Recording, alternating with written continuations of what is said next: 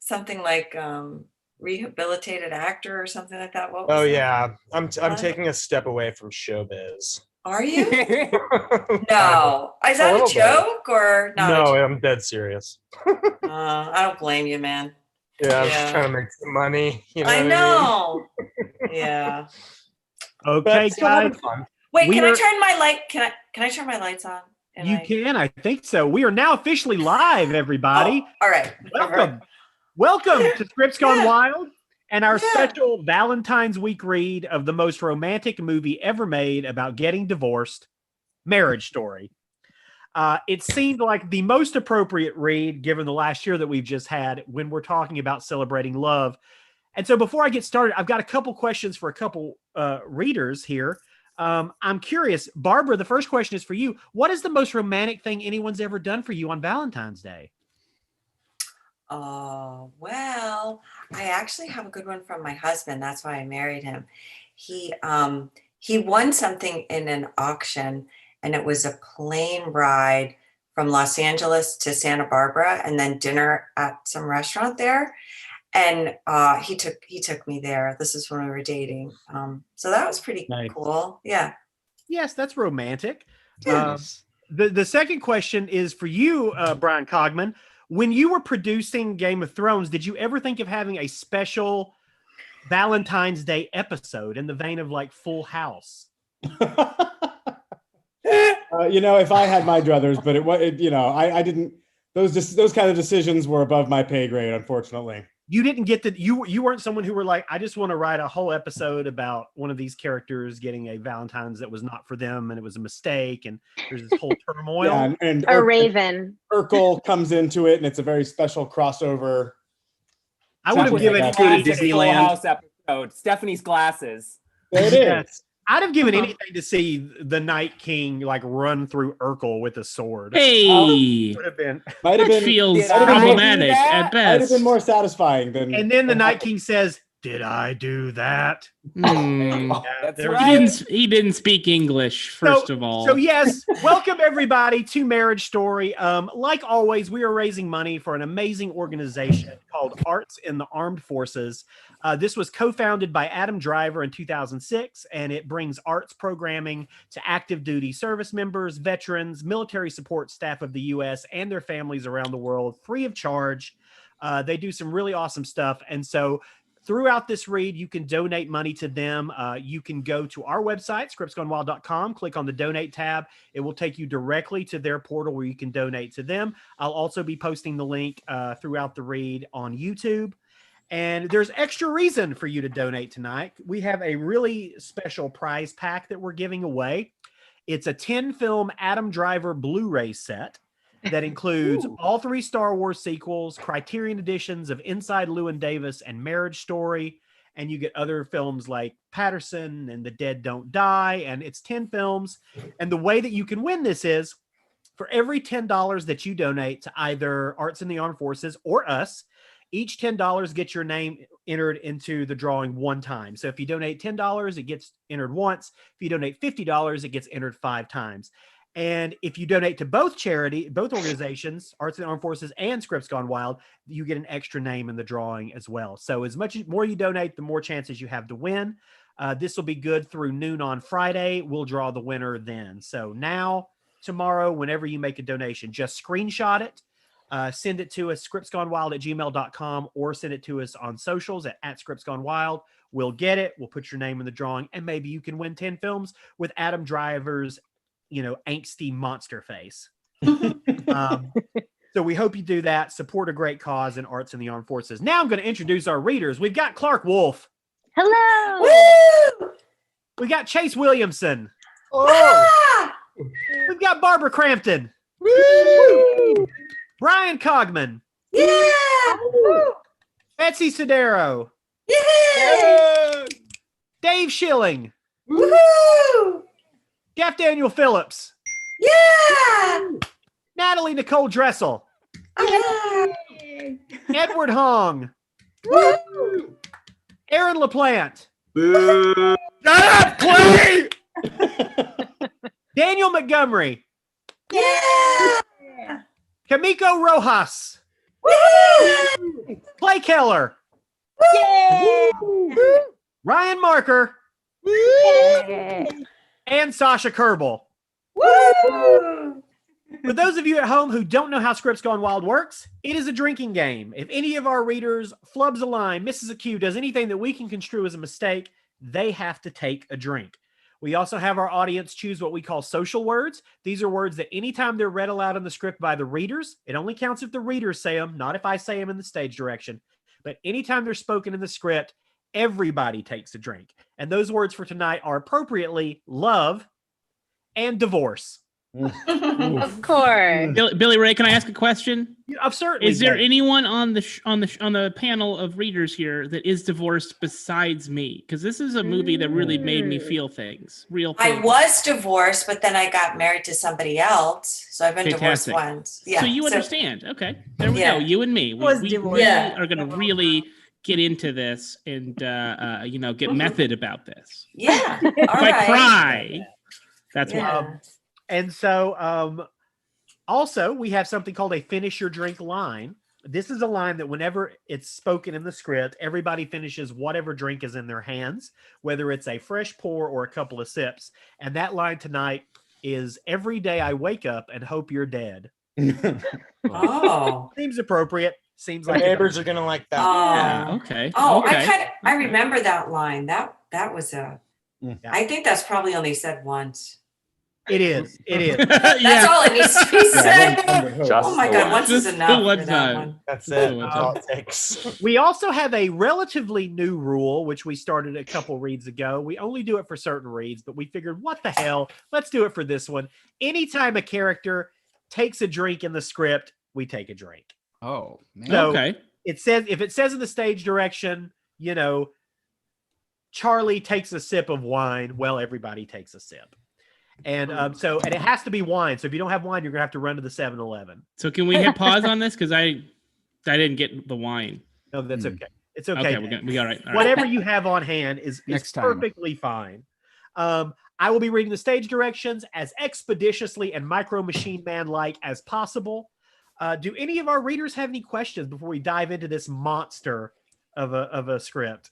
Billy Ray, I have a question for you. Yes, Clarke, please ask away. So there are some in the actual screenplay, dialogue that is written side by side. Yes. And in the movie, there's a lot of overlap. Yeah. Do you want us to overlap kind of?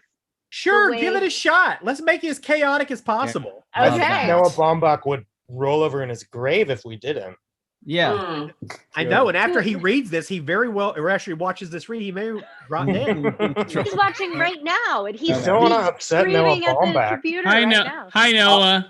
He's going to Come discover on. things. He's going to discover things about his script he did not even know were there. I guarantee you. Subtleties and Nuances. shades of gray. Hi, Noah, and I guess Jennifer Jason Lee, if you're watching as well. Isn't he? Jason Lee? Yeah. Always are watching together. She's probably not watching. No, she's not watching. I'm sure she takes I wouldn't every blame her opportunity she for can not to watching. find- Yeah, I think she's She blocked lived those it, two man. words on Twitter. She lived it. She doesn't need to watch it. Yeah, Lord. she's Ray. Yes. she's muted Marriage Story on Twitter. Yeah, smart. Yeah. Billy Ray, I Wise think we'd person. be remiss if we didn't point out that today is Academy Award winner Laura Dern's birthday. And she- Oh, I Was saw this that planned? too. Well, you You know what? planned Let's this? take a drink That's to Laura amazing. Dern. Yeah. Drink to Laura Dern. Yeah. To a I dinner love her. actress. Who absolutely deserved her Oscar for this movie. Hell She's yeah. great. Right? Greatest of all time. Fantastic. Happy birthday, Laura. Thank Okay. I have one fun fact. Oh, go ahead. I did a commercial with Adam Driver. No way. Super Bowl commercial live. What? Tell me more. How do you do a live Super Bowl commercial? It was all live. They cut to us and we did this whole stunt thing, and it was for Snickers. It was Wow. 3 years ago, I think. That sounds familiar. I think I saw that. Oh, Huh. It was me. that is a fun fact. You know what? Let's 6 drink. degrees Let's of drink to separation. that. Why- Drink to Snickers. No. Yeah. Snickers. They have Love to the pay Super- me if I'm going to drink to them. I prefer Okay. 0 bars. I'm not. I need to be sponsored by a candy bar to drink to it. Okay, here we go, guys. We're gonna dive in now. Okay. All right. Do it. It's time for Marriage Story, written by Noah Baumbach. Black. What I love about Nicole. Nicole, early 30s, appears out of the Really, dark. Ray, you guys Drink. just blast past the first drink? Oh, shit. That's Oh, right. wow. What? Oh, love. Oh. Nicole, Wow. early 30s, appears out of the dark. She makes people feel comfortable, even about embarrassing things. She's very still and very serious. She really listens when someone's talking. Flatbush Avenue comes out of a subway. A young, funny ASPCA solicitor stops her. Hey, you look like you care about animals. Sometimes I she do. listens too much for too long. She's a good citizen. The kid launches into the pitch. She always knows the right thing to do when it comes to difficult family shit. Charlie and Nicole's apartment. Charlie is sulking. Just call him. No! Call him. No! Call him. I get stuck in my ways, and she knows when to push me and when to leave me alone. She cuts their son Henry's hair. We see Charlie sweeping up. She cuts all our hair. We see the kid sweeping up after she's cutting Charlie's hair. Charlie and the kid play in the background, and she sweeps up her own hair now. She's always inexplicably brewing a cup of tea that she doesn't drink. A kettle whistles. Still lifes of mugs on a tea on windowsills, bookshelves, Henry's toy shelf. All the kitchen cabinets are open, and Charlie closing drawers, picking up shoes. Charlie hitting his head on the corner of an open cabinet. And it's not easy for her to put away a sock, or close a cabinet, or do a dish. But she tries. For me. A framed photo of Nicole, Sandra, her mom, and Cassie, her sister, standing in the front lawn of a Hollywood home. Nicole is pretending to step on the reclining dog. Nicole grew up in LA around actors and directors and movies and TV, and is very close to her mother, Sandra, and Cassie, her sister. Later, Charlie rips open a present. It's the trumpet. Nicole gives great presents. She is a mother who plays, really plays. She never steps off playing or says it's too much, and it must be too much some of the time. She and Henry play in the park with Star Wars figures. The kid makes high-pitched sounds for the fights. Yeah. Wait, No, he's dead. my guy's dead? He's dead, but you can use this guy. She's competitive. Nicole, Charlie, and Henry are playing Monopoly. Damn it. I was just in jail. I'm serious. Do not laugh at me. Nicole is reading to Henry in bed now. She's falling asleep while reading, but still managing to read. She's a great dancer. Infectious. She makes me wish I could dance. Nicole putting on a song and getting people to dance at a cast party. She always says when she doesn't know something or hasn't read a book or seen a film or a play, whereas I fake it or say something like, I haven't seen it in a while. She keeps the fridge over full. No one is ever hungry in our house. She can drive a stick. Charlie's trying to open a jar of pickles. He struggles. He knocks it on a table. Tries to do it. No luck. She's amazing at opening jars because of her strong arms, which I've always found very sexy. On TV, a younger Nicole acting in a movie is part of a raucous college party. Well, get what you paid for. She grabs her shirt and lifts it. We pause mid-lift before it comes off. She's brave. After that movie, All Over the Girls, she could have stayed in LA and been a movie star, but she gave that up to do theater with me in New York. In the theater, we're back to the first image of her face in half shadow. Suddenly, she walks forward and into a spotlight. My crazy ideas are her favorite things to figure out how to execute. She walks across the floor and climbs the body of a male actor. Try crawling, but also standing. They're rehearsing. She's my favorite actress. Charlie, early 30s in deep thought, a warm yellow glow on his face. What I love about Charlie is undaunted. He never lets other people's opinions or any setbacks keep him from what he wants to do. In a pizzeria, Charlie eats sloppily with Henry. He suddenly stands up and walks around to Henry's side and asks Henry to raise his arms. He lifts Henry's sweater up over his arms and turns it around to face the right way. Charlie eats like he's trying to get it over with, and like there won't be enough food for everyone. A sandwich is to be strangled while devoured, but he's incredibly neat, and I rely on him to keep things in order. Nicole is reading in a room and all the lights go out. She looks up and Charlie's at the switch. Sorry. He's energy conscious. He turns them back on. He doesn't look in the mirror too often, and he cries easily in movies. They exit a movie theater. Both of them are crying. I cried 4 times. Me too. I wonder if it was the same 4. He is very self-sufficient. He can darn a sock and cook himself dinner and iron a shirt. He's cooking. It's elaborate. There are a lot of pots, a lot of steam. Henry is helping. The peppers are cut. Rarely gets defeated, which I feel like I always do. Now Nicole is raging about something. Charlie takes all of my moods steadily. He doesn't give in to them or make me feel bad about them. He's a great dresser. He never looks embarrassing, which is hard for men. Charlie is serving in a tennis game.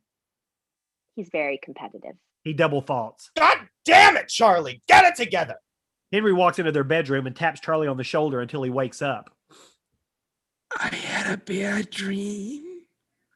He loves being a dad. He loves all the things you're supposed to hate, like the tantrums, the waking up at night. He puts Henry back to sleep, and Henry doesn't want to go to sleep. They compromise with Charlie sleeping on the floor, and then Henry Are we drinking? Are we drinking on those, Billy Ray? Oh, Jesus! I keep. Loves. Thank you, Clay. Loves. We've What got are we 2 drinking loves. for? Oh my God. How did you do this? We've got 2 loves. Clay is on it, and I'm not. Delicious drinks. That's right. Henry climbs down and sleeps with him on the floor. Then Charlie slipping out and getting into bed. Then the kid getting into the bed with him. It's almost annoying how much he likes it, but then it's mostly nice. At the subway, not the restaurant, but the actual subway. He and Henry reading on the subway. The door's closed. The train lurches forward. Oh, who gives a fuck? They're in an actual subway. The train lurches forward, and Charlie looks up suddenly. He disappears into his own world. He and Henry are alike in that way. Shit. Dave? Oh, no. Dave's got a drink coming. Yeah, okay. Well, what's the line? What's shit? God, that was our stop. At a restaurant. He can tell people they have food in their teeth or on their face in a way that doesn't make them feel bad. Nicole, from across the table, picks something from between her teeth. She looks back up at Charlie, who's off camera, and smiles. It's still there. She starts digging for it again. Charlie is self-made. His parents, I only met them once, but he told me there was a lot of alcohol and some violence in his childhood. There's a lot of alcohol here. Henry plays on the floor. Charlie leads a meeting with his set decorator and Nicole and the stage manager around a big table. They reference a model of the stage set. He moved to New York from Indiana with no safety net, and now he's more a New Yorker than any New Yorker. In the theater, Charlie's passing out coffees and they're at a rehearsal. He's brilliant at creating family out of whoever is around. I made sure they used the right almond milk. With the theater company, he cast a spell that everyone to make Drink. Oh, with the theater company, he cast a spell that made everyone feel included. No one, not even an intern, was unimportant. He could remember all the inside jokes. And where do you go when it's windy?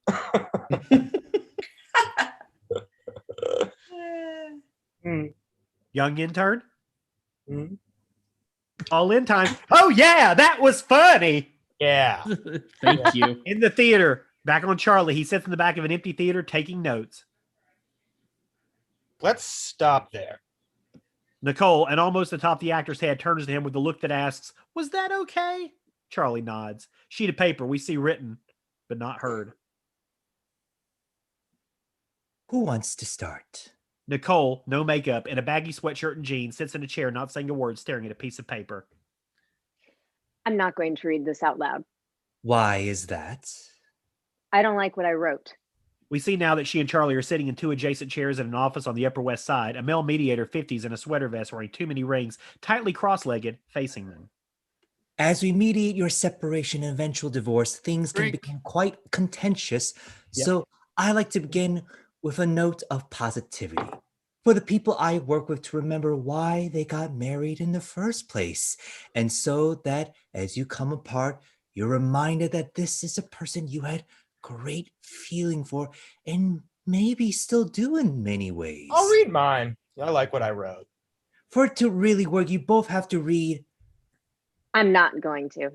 Okay. She always says I can't write, but I think mine is good. Okay, Nicole, maybe you'll change your mind once you hear Charlie's. I don't want to hear Charlie's. We promised to listen. That's right. That's the very first step in this process. She pissed. Well, I think I'll just go if you two are going to sit around and suck each other's dicks. Okay. A hubbub of protest. Then, in the theater, audience members watch, rapt. Nicole is on stage in a red dress, a black and white video of her face projected on either side of her. On stage, she delivers her lines in an almost less lifelike way than while the video of Nicole is very animated and emotional. Charlie sits in the back of the theater. She can't see his face, but she knows where he is. She continues watching, looking into the audience when several bodies approach her, turn to her side, and carry her off like a stiff, rolled-up rug. Charlie sees her looking and is sad and disturbed and stops writing his notes for a moment. Behind her, a portal opens up. The stage is awash in red light, and the company members carry her through the door. Restaurant night. Closing night party. The whole company is there celebrating. This is clearly their spot. There's a piano, and names are pulled from a bowl, and people take turns singing. Investors mingle as well, notable for the disobedient air of people who shouldn't be downtown. A woman, 30s, Marianne, also the stage manager, sits in a booth with the costume designer, Donna. She looks over at Charlie in a booth in the corner, surrounded by members of the troupe. Do you think I can go over there now? Donna turns and we swing over to Nicole on the other side of the room. Not yet. Damn it. On Charlie's end of the room, Frank, an older actor, carries on with Terry, a younger one. Charlie gave me the note. It's really for you. He told me to pick up my cues. How is that for me? Acting is reacting. I'm responding to you, and you're slowing me down. Hey, hello, Frank. It's closing night, We're done. First, no, we're moving to the Broadway. The main stem. But we'll have to restage it anyway. It's still a good note. And Charlie, it's never done. He never finishes. We never finish. Love you, Charlie. Love They all laugh, but they're excited. It's big. Charlie's still looking at his notes, reaches out and pats the actor's leg affectionately. Need a cigarette. And makes his way across the room, passing other company members and snippets of conversation. That's why it seems wrong to take over for Nicole. The role is hers. What if her pilot doesn't go and she'll come back from LA and want the part back, right? Nah, she's done with it. Something like 100% of pilots don't get picked up. Well, it can't be 100%. There would never be any shows. No, but You don't think Charlie and Nicole will ever get back one of together? those things. No, this time it's really over, man. Still feels weird. I feel like Always been my Charlie parents and are splitting Nicole. up. It just doesn't sound right any other way. Poor Henry. Terry passes Marianne and Donna, who still watch Charlie. How about now? I'd wait, honey. Terry arrives at the booth at the other end of the room where Nicole and her group are camped together. He's still giving notes? Yeah.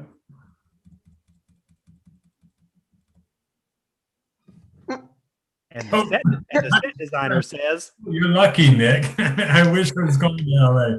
You can have space in LA. There's no space here. Nicole looks across the restaurant and catches Charlie's eye. He mouths hi and she nods. Is it nice? Now? Do it. Frank stands and makes a toast to Charlie and Nicole, and they move to Broadway, the main stem, and how much they'll miss Nicole, and then makes it about him returning to Broadway with the Young Turks. In 1968, he was the Young Turk. Winning your first Tony at 27, which I did, messes with your head. I was just a baby. Elia Kazan came backstage on opening night, elbowing Mike Nichols into a corner. Mike, who I later turned down twice, a big regret of mine. During the speech, Marianne, the stage manager, suddenly rises and makes her approach to Charlie's corner, whispering something in his ear. I wanted to make sure that I have all your notes down so I can compile them into the master list for when we move into the new theater. Nicole, clocking this, abruptly stands. Charlie sees her rise and does the same. The Q train. Riding home across the Manhattan Bridge, Nicole sits on the mostly empty beach, gazing out the window. Bench, not beach. Ugh. There are available seats, but Charlie stands and leans against the door. In their apartment, she and Charlie enter and relieve a young babysitter who, for some reason, is buttoning her pants up and looks a little ashamed. Oh, hey. I didn't expect you guys until late. How's he doing? Good. He went to bed on time. No fuss. I read him some crickets in Times Square. God, you guys are so attractive. Shit, sorry. I didn't stop that from being said. No, it's okay. I'll pay you for the whole time. We decided to come home early. Hey, thanks. And the travel time to Greenpoint?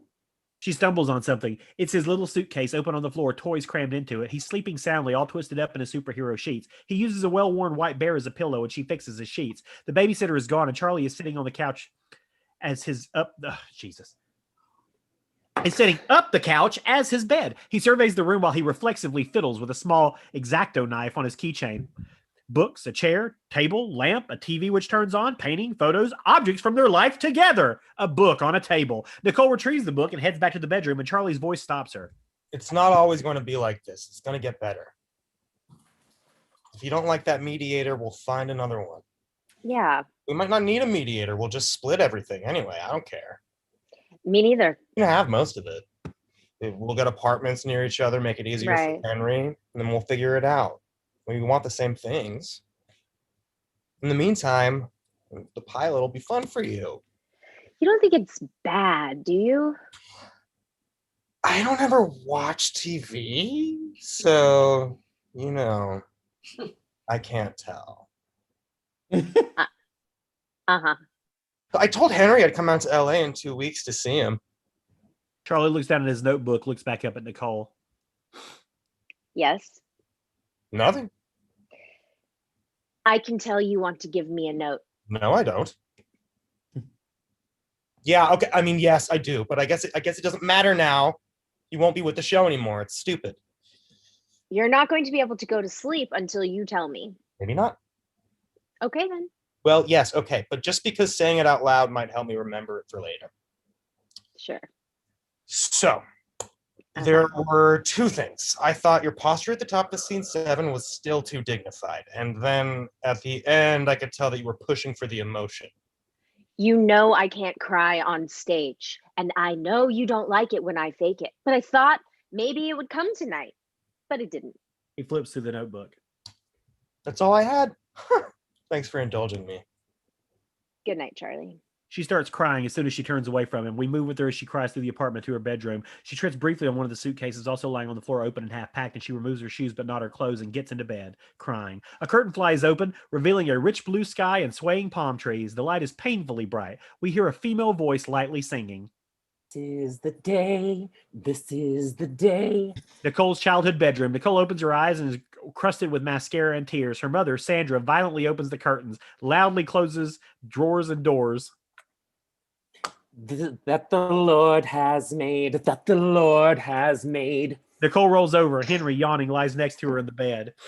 Let us rejoice and be glad in it, and be glad in it. This is her childhood bedroom in her mom's house, and there are old magazines, Cosmo, 17, Teen Vogue, Maxim, an MTV Best Kiss Award. There is teenage Nicole and adult Nicole all mashed up together, and both Nicoles are messy. Mom. Ema, summer is for relaxing. You can't make home too nice, otherwise your children will never leave. So what do you want to do today?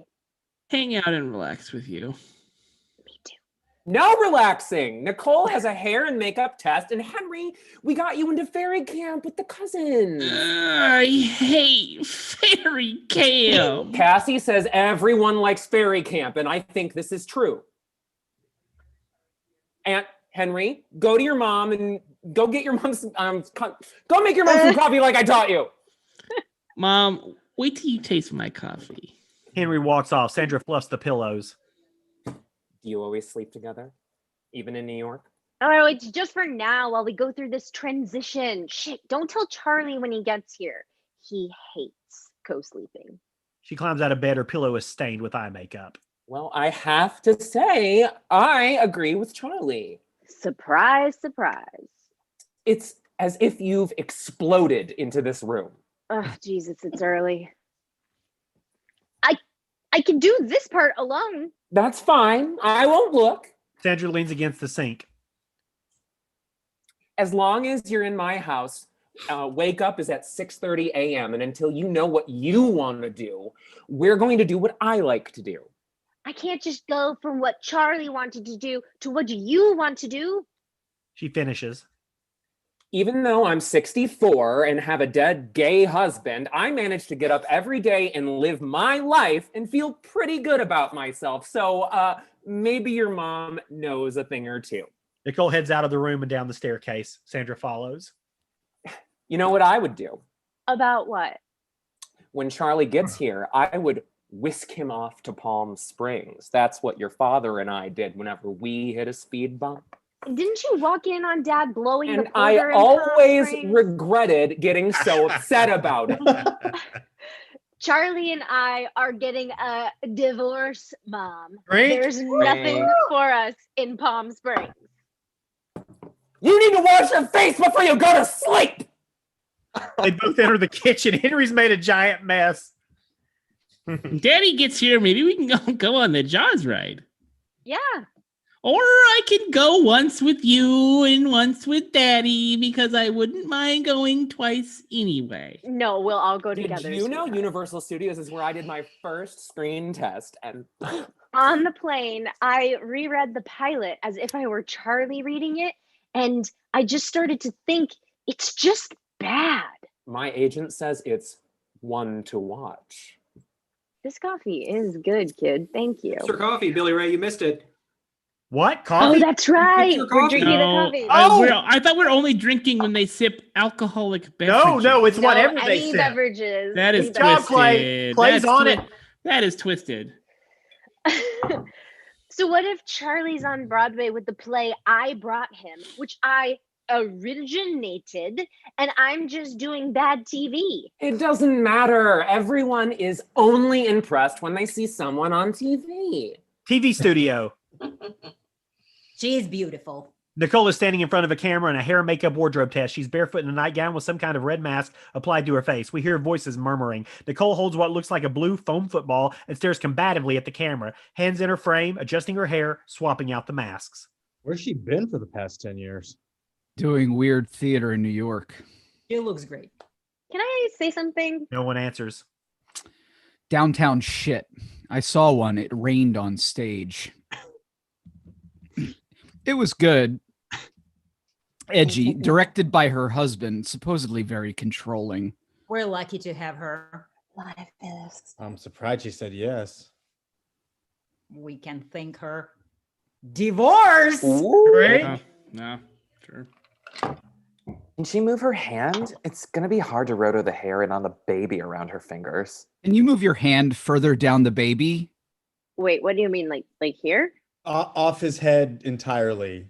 Okay, it's a baby. I need to support its head. No. Support the head, of course. Just try to do it from the shoulders. Yeah, perfect. I can't hold a baby like this. She's right. She's right. That's going to Just so you know, we can totally do it. It's just gonna take time and money and mean less hair. Handsome, bearded, and tatted grip.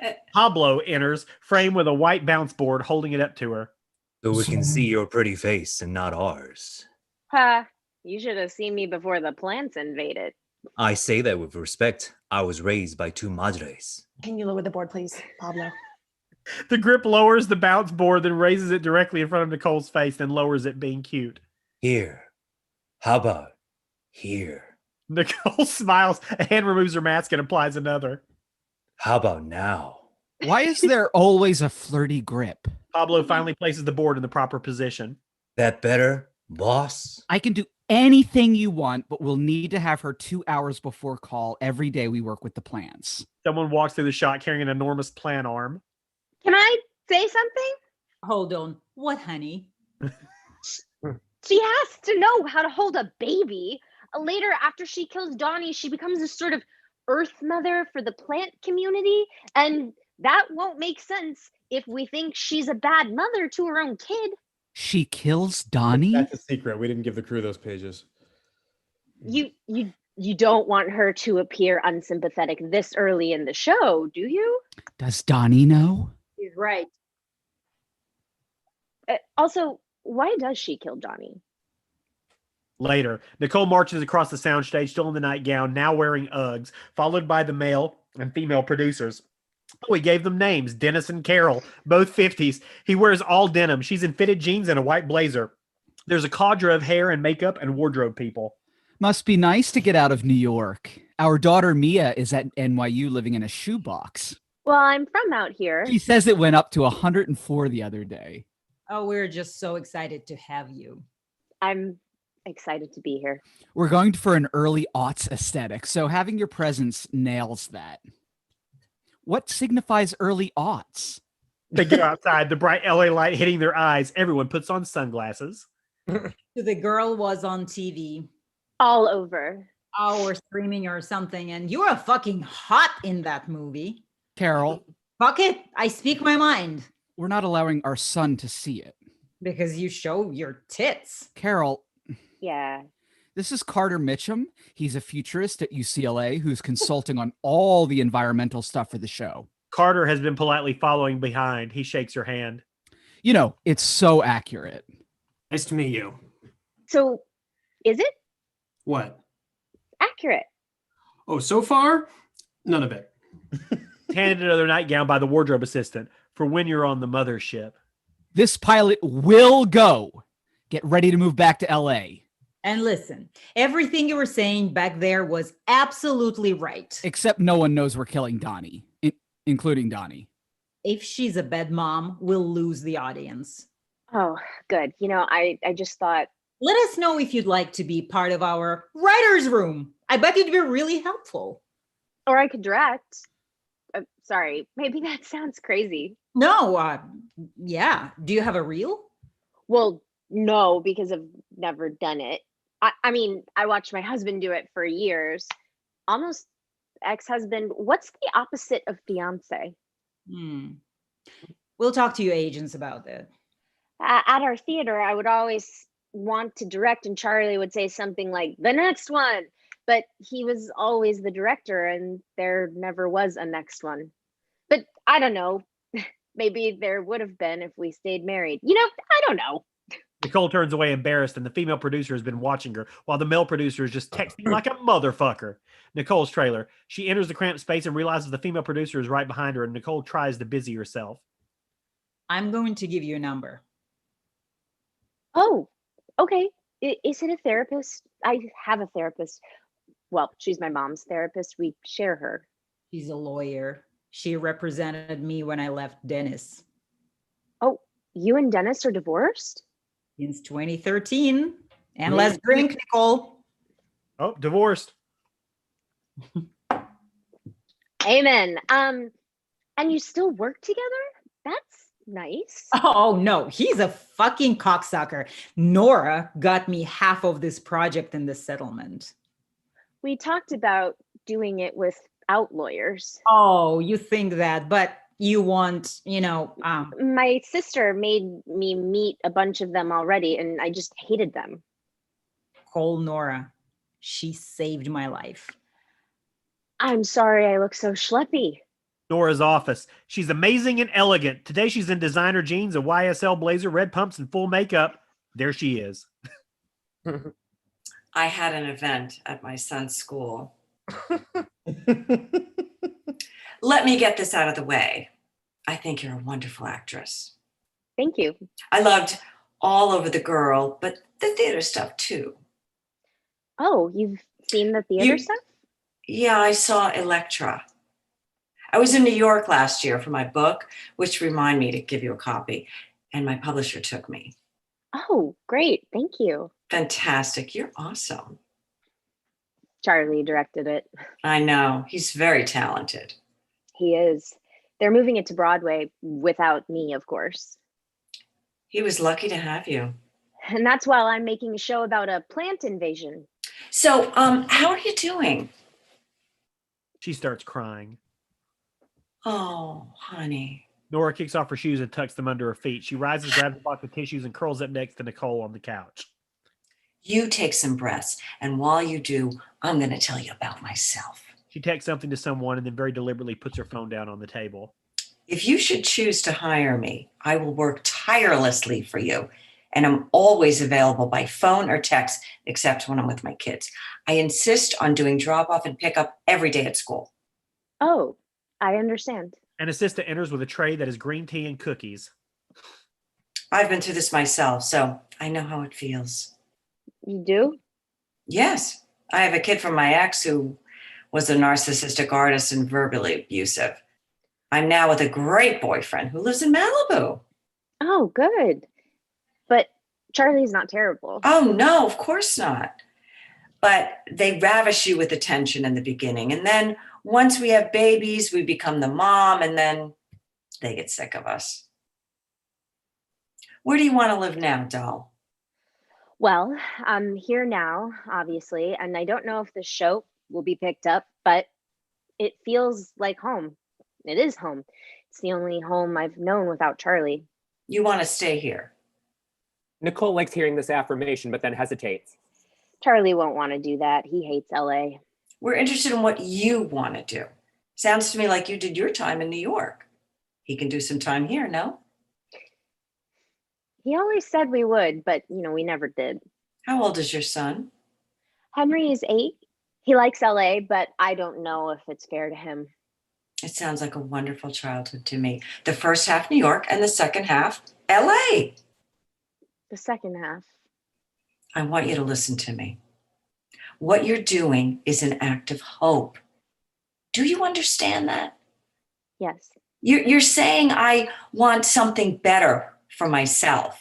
I do. And this right now is the worst time. It will only get better.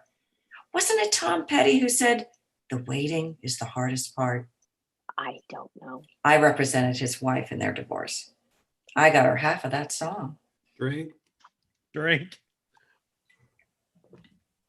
I don't want money or anything. He doesn't have any money anyway, but he puts it all back into the theater. I used to think he was giving too much away, but I just want this to be over. Of course you do. But we can do both. I just worry, we weren't going to even use lawyers, so I don't want to be too aggressive. I'd like to stay friends. Don't worry. We'll do it as gently as possible. Now, can you tell me a little bit more about what's been going on? Because part of what we're going to do together is tell your story. Nicole wipes her eyes for the millionth time. Sorry. No, it's difficult to articulate. Sorry, it's like I don't know why I'm doing this, but I don't know It's like I know why I'm doing this, but I don't know too. It's not as simple as being in love anymore. Was love one of our words? Yeah. Yep. Wow. Honey, I understand. Why don't you just start at the beginning? Wherever that is for you. And Nicole begins. As she starts to find her voice and gains momentum and she starts to feel better, the tears begin to dry up and she becomes more powerful. Well, I was engaged to Ben, and living in LA, and I felt like, yes, I want to make movies and marry Ben. Jesus, I was only 19 or 20. I've never felt older in my whole life. But if I was honest with myself, there was a small part of me that felt dead or dead-ish, but you tell yourself no one is perfect. No relationship is perfect. Boy, this tea is delicious. Isn't it?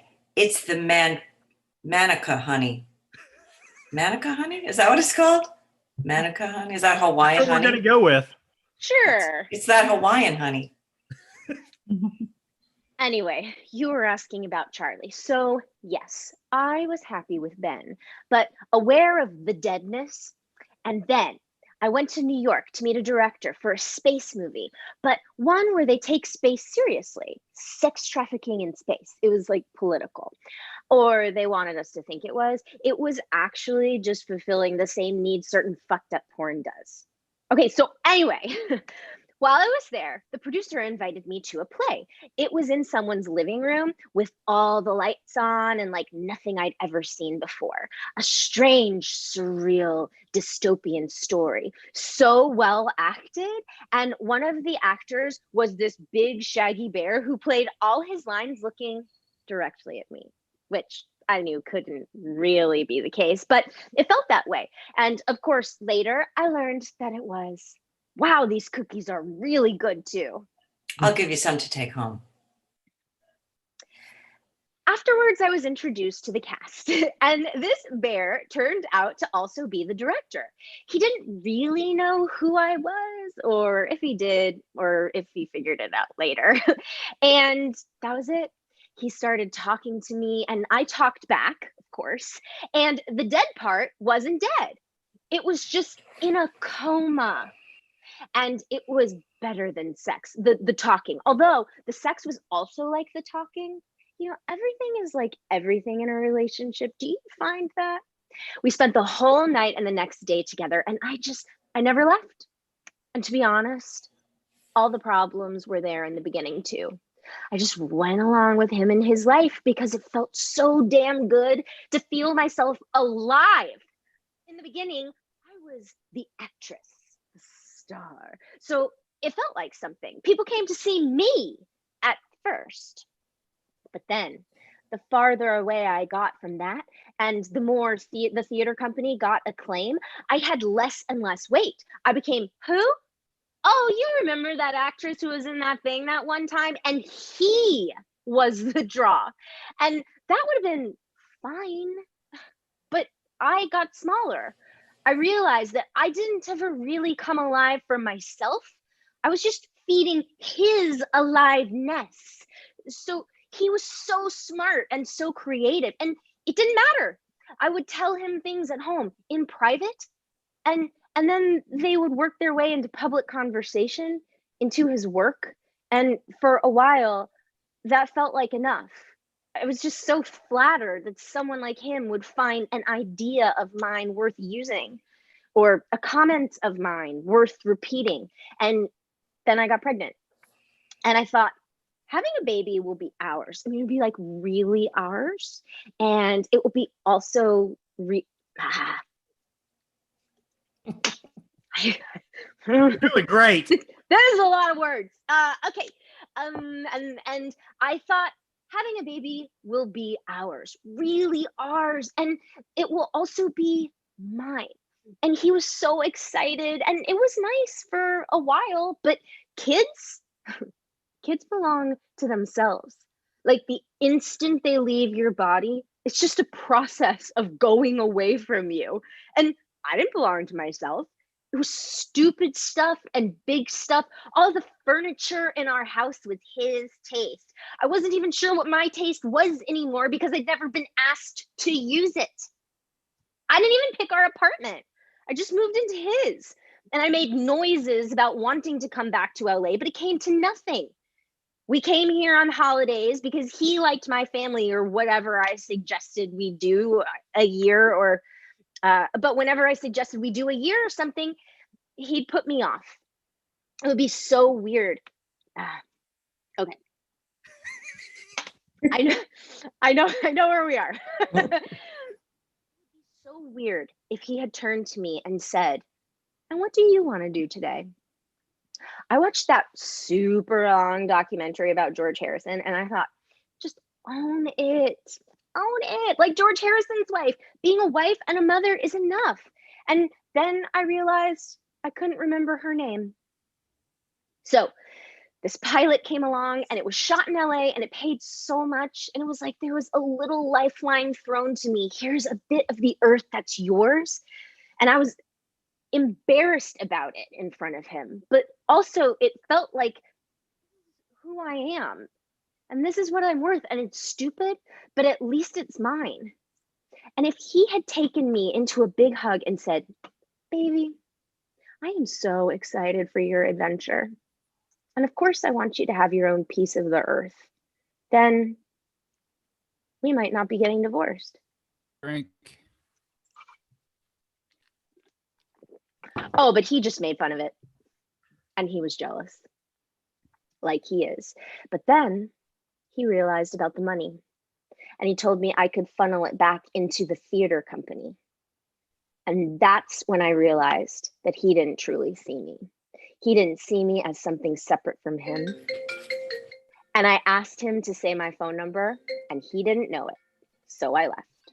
Nora wipes an ink-stained tear from Nicole's cheek and hugs her. I think Charlie also slept with Marianne, the stage manager.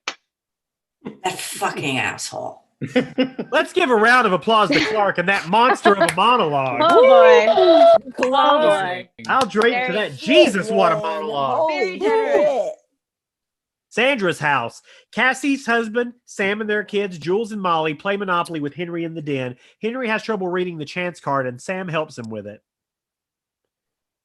You should buy everything. I want to keep my money. I don't know that Paul Lynde and a small child playing board games is a good image for people. I wish that was a sitcom today. Paul's place. Sandra's kitchen. A manila envelope with Charlie's name on it and Nora's firm's address in the corner. Cassie, Nicole, and Sandra are preparing. They're all drinking wine and drinking it too fast. Oh, let's drink with them. Drinking. Oh, yeah. Oh, yeah. So, Cassie, you're going to hand him the envelope. And why do I have to do it?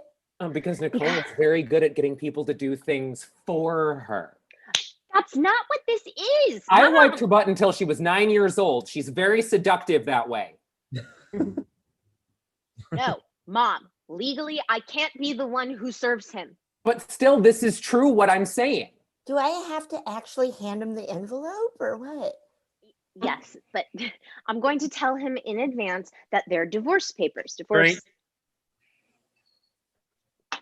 Nora says it doesn't have to be so formal. Where's Henry? She finishes and pours herself some more. Woohoo! Woohoo! He's in the living room playing with Jules and Molly. Okay, well, let's get them upstairs. So I'll tell Charlie that's happening. And Cassie, you can then hand him the envelope.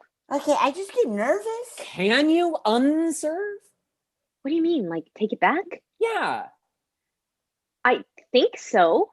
You should check. In case we change our minds. I'm not going to change my mind.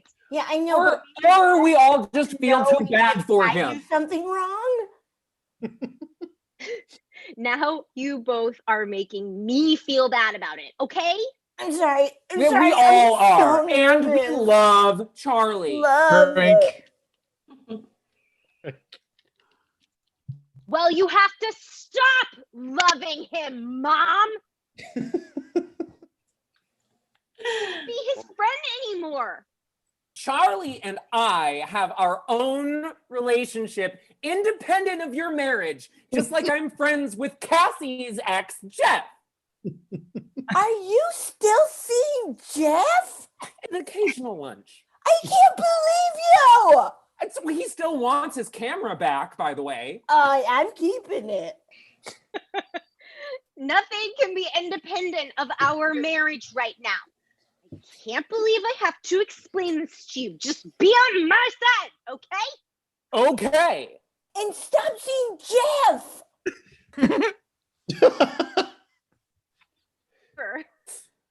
Wait, just let me practice a few times. I was never a good auditioner. You wanted it too badly. Audition. I'll play Charlie. It's just my palms are so perspired. Sweetie, you're blotting the envelope. Maybe Nicole should play you. Wait, did you really just say that? We don't need. Sorry. We don't need to practice it. It's not a performance. Sandra's opening a bottle of wine. Did we finish the other one already? Oh, yeah. Outside, a car door closes and they all jump. Cassie even screams. Nicole snaps into action. Let me get it. You both just go in the other room. Cassie, you make sure Henry goes upstairs with Jules and Molly. Happening now. Cassie and Sandra disperse. Nicole goes to the door and Sandra reappears from another entrance. Mom! I'm getting my wine! She grabs her glass and scurries away. What? Henry's pooping in the bathroom downstairs. Okay, well, can we just transfer him to the upstairs one? No, I think it's a mid-poop. Okay, just grab him when he comes out. Wait, what? Envelope here by the toaster. Copy you. Cassie hurries out of the room and the back door opens. Charlie enters in a whirl. He kisses Nicole on the lips, heading into the spare bedroom. Hey, where's Henry? He's pooping. Hi, Henry. He dumps his bags on the floor. Is this couch still open? I get off the plane to a text, but don't tell anyone yet. It's still a secret. Okay. He goes straight to the fridge, passing the manila envelope, and turns to Nicole. I want a MacArthur grant. Oh, Charlie, that's so great. Congratulations. They hug. Thanks. I'll say it because you can't. It's the genius grant. You're a genius. Well, I'm really happy for you. You deserve it. it's yours too. We did all of this together. Well, thank you. But it's yours, Charlie. Enjoy it. I'm starving. Charlie removes a roasted chicken from the fridge.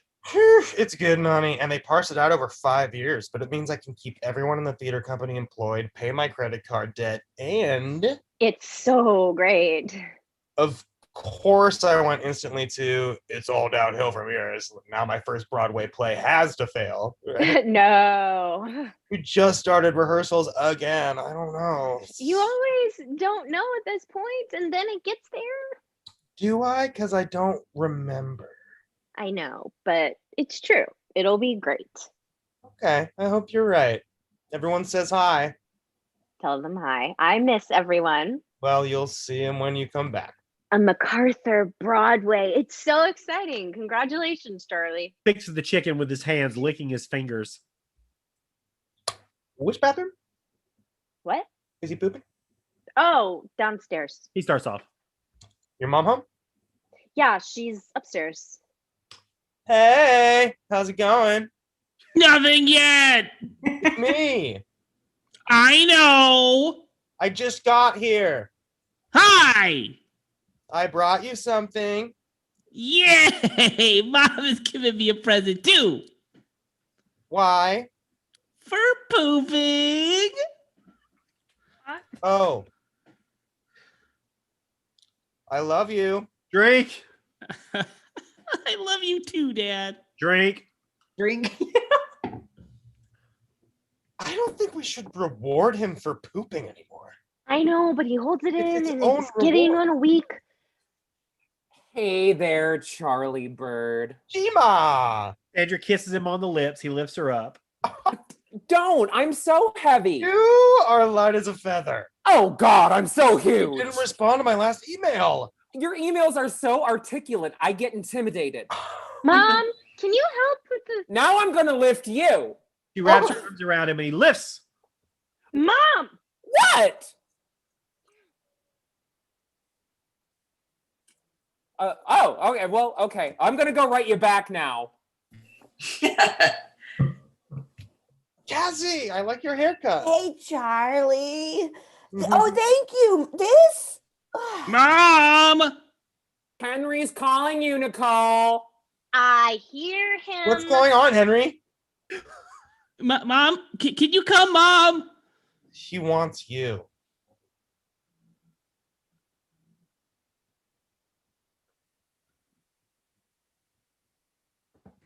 Did I hear Nicole say, wait for me? It was very silent, Mom. Okay. Wait for me. Charlie continues to eat and mangle his chicken. Cassie stands in front of him awkwardly and she collects her things, holds a pie tin on top of a script. She's red-faced and blushing and shaking from nerves. What kind of pie is that? It's pecan. Oh, did you make it? I don't know. No, it's store-bought. You know, Jones on Third. You know that. Oh, yeah. Yeah, that's good, right? What? The Huh? store? Yeah. Jules and Molly love it. Are you okay? Yes, I am just hot. I'll pour you some water. Nicole says you're doing a play. Oh, I think you'd like it. It's a great unproduced play by this really interesting British writer. Oh, so you do an English accent? Yeah, it's more Northern England. Oh, what does it sound like? You want a cup of tea, do you? It's good. Oh, thank you, Mrs. What is it? Charlie's gaze drops to the counter. The legal envelope lies there. Cassie sees him seeing this. What's this? It's a manila envelope, love. Can I start over? It has my name on it. He picks it up. She lunges forward and violently grabs it out of his hand. She hesitates and then formally hands it back to him. Oh, Jesus. Sorry. You're served? Sorry. Nicole re-enters. What did you do? Nothing. I don't know. I can't live. You're being served. You guys are getting divorced. I don't know. I'm sorry. Divorce. Drink. Okay. I was going to warn you, so it didn't become a thing. I'm sorry. I feel like I'm in a dream. Well, we don't have a marriage anymore. I know you don't want the disruption, but you don't want to be married. Not really. I don't want this. Well, what did you expect was going to happen? I don't know. I didn't think it through. We agreed, but I thought Nicole gets out a bottle of whiskey and pours 2 drinks. Oh yeah. We weren't going to use lawyers. I don't know. I'm trying to say this as undramatically as possible. I want an entirely different kind of life. Okay, let's just wait until you finish this pilot, come back to New York, and let's figure it out from at home together. Is known for being We don't really need to do this fair. with envelopes and this is Nora. Well, yeah, she's great. Like, I actually feel like we could be friends with her. Why do I feel like that won't happen? It's a formality, and Why, you don't. why did Cassie have a pie? Respond right away. Hmm? Well, the Why pie did was Cassie have a hers. pie? Are you sure? Pie was hers. You It, sure? it wasn't. No, it wasn't part of this. Yeah, I mean, what did the pie have to do with anything? I don't know. It somehow makes it worse. I'm just a pie. So what? What do I do now? Nicole's room. Charlie and Nicole lie in bed together on either side of Henry. Charlie is reading Stuart Little. They get to the end, and both Charlie and Nicole wipe tears from their eyes. I forgot it ended that way. Wow. Stuart really overreacted, don't you think? He was upset about his boat. Charlie kisses Henry. Dad, you go away. Mom, you stay. But Daddy just got here. That's okay. I love you. Drink. But you can come back and wake me up and read to me later, Daddy, okay? Okay. Charlie gets up and walks outside the door. Will you come sleep in my bed later? Yes. Charlie Thank standing you. outside the door and for the first time shift to his perspective. He hears their whispers. The door squeak grabs his attention and Sandra peeks out. Hang in there, Charlie Bird. Thanks, Gma. Sandra shuts her door and he looks at the family photos on the hallway wall. Sandra younger on a TV show being directed by Roberto, a handsome curly-haired man with big glasses. Nicole and Cassie as kids, a framed image from a New York Times article on Charlie and Nicole, and they pose looking great standing apart on the stage of the theater titled Scenes from a Marriage. Nicole comes back out. She sees Charlie looking at the photo, hesitates. He's just in a mommy phase right now. It's okay. They both head down the stairs. Sorry, I think I drank too much wine. I can imagine. Yeah. Stressful. And yeah, time. I didn't eat dinner, so yeah, well, I hope Henry didn't notice. Oh, I'm sure he didn't. Now that I'm a parent, I realize my parents were probably drunk all the time with me. Yeah. Sorry again. Thanks. Where are you staying? Oh, I guess I'll There's a new hotel over on Highland that's supposedly not too expensive and pretty nice. Oh. Okay. I'll check it out. Again, that's great about the MacArthur. Thanks. They half hug awkwardly. Charlie? Yeah. She hands him the envelope. Thanks. Charlie flips off all the lights in the room, leaving Nicole in darkness. Fuck! Jay Murata's law office. Charlie sits across from a lawyer, a strong, husky, silvered-haired man in a suit. This is Jay Murata. The office is nothing like Nora's. Sleek, corporate, tough. There are photos of Jay playing sports. An associate, Ted, a younger jock, sits at an adjacent table taking notes. What? Being represented by Nora. She's supposedly very fair. Here's the fact, Jack. I charge $950 an hour. Ted is $400. So if you have a stupid question, call Ted. Ted smiles. To start, we'll need a $25,000 retainer. That's more than I can. Which runs anywhere from $10,000 to $20,000. But if we can all agree right away, it shouldn't get too bad, right? You were married here in LA? Yes, because her mom and sister are out here, and I'm not And your close son to my was born out family, here? so we just did it here. So yes, because again, her family was out here, and I'm You not. got married here, your kid was born here, and she served you here? Yeah, but we've lived in New York. Why? Is there a problem? Yeah, we're gonna have to reshape the narrative. If you're serious about having your child in New York, this is what I would suggest. You take the kid, what'd you say? His name was Fred? Henry. I have Fred. You take Henry to New York with you right now, then you file an action in New York. You make it a New York case. We need to make an argument that you're a New York-based family. Well, we are. Otherwise, you'll never probably see your kid again outside of LA. Really? No. It's very difficult to convince the courts to move a kid. As soon as you let your wife and child leave New York, you made life very difficult for yourself. Yeah, but as I said, we are a New York family. That's just fact. She's here temporarily. Then why do you think she served you out here? I don't know. But Henry wants to go back to New York. He tells me all the time. Don't quote your kid. He's just telling you what you want to hear. Trust me. He's telling her the opposite. What's Exit Goat? Exit Ghost. It's the name of my theater company. You're a director? Theater director, I've yeah. seen- I don't know. What have you seen? Our production of Elektra is moving to Broadway, which is exciting. Yeah, we have to make sure that money is protected. I mean, it is theater, so it's not a lot of money. Basically, put whatever money I make back in the theater. I wonder, do we ask for support? Interesting. Nicole, I'm not going to do that. Does your wife's family have money? Her mother has some from her TV career after her father You died. could say that we don't want her mother to see the kid, draw her into the case. Since her mother could pay your legal fees too. No, I'm very close to her mom. Nicole's family has been my family. That's going to change. And I suggest you get used to it.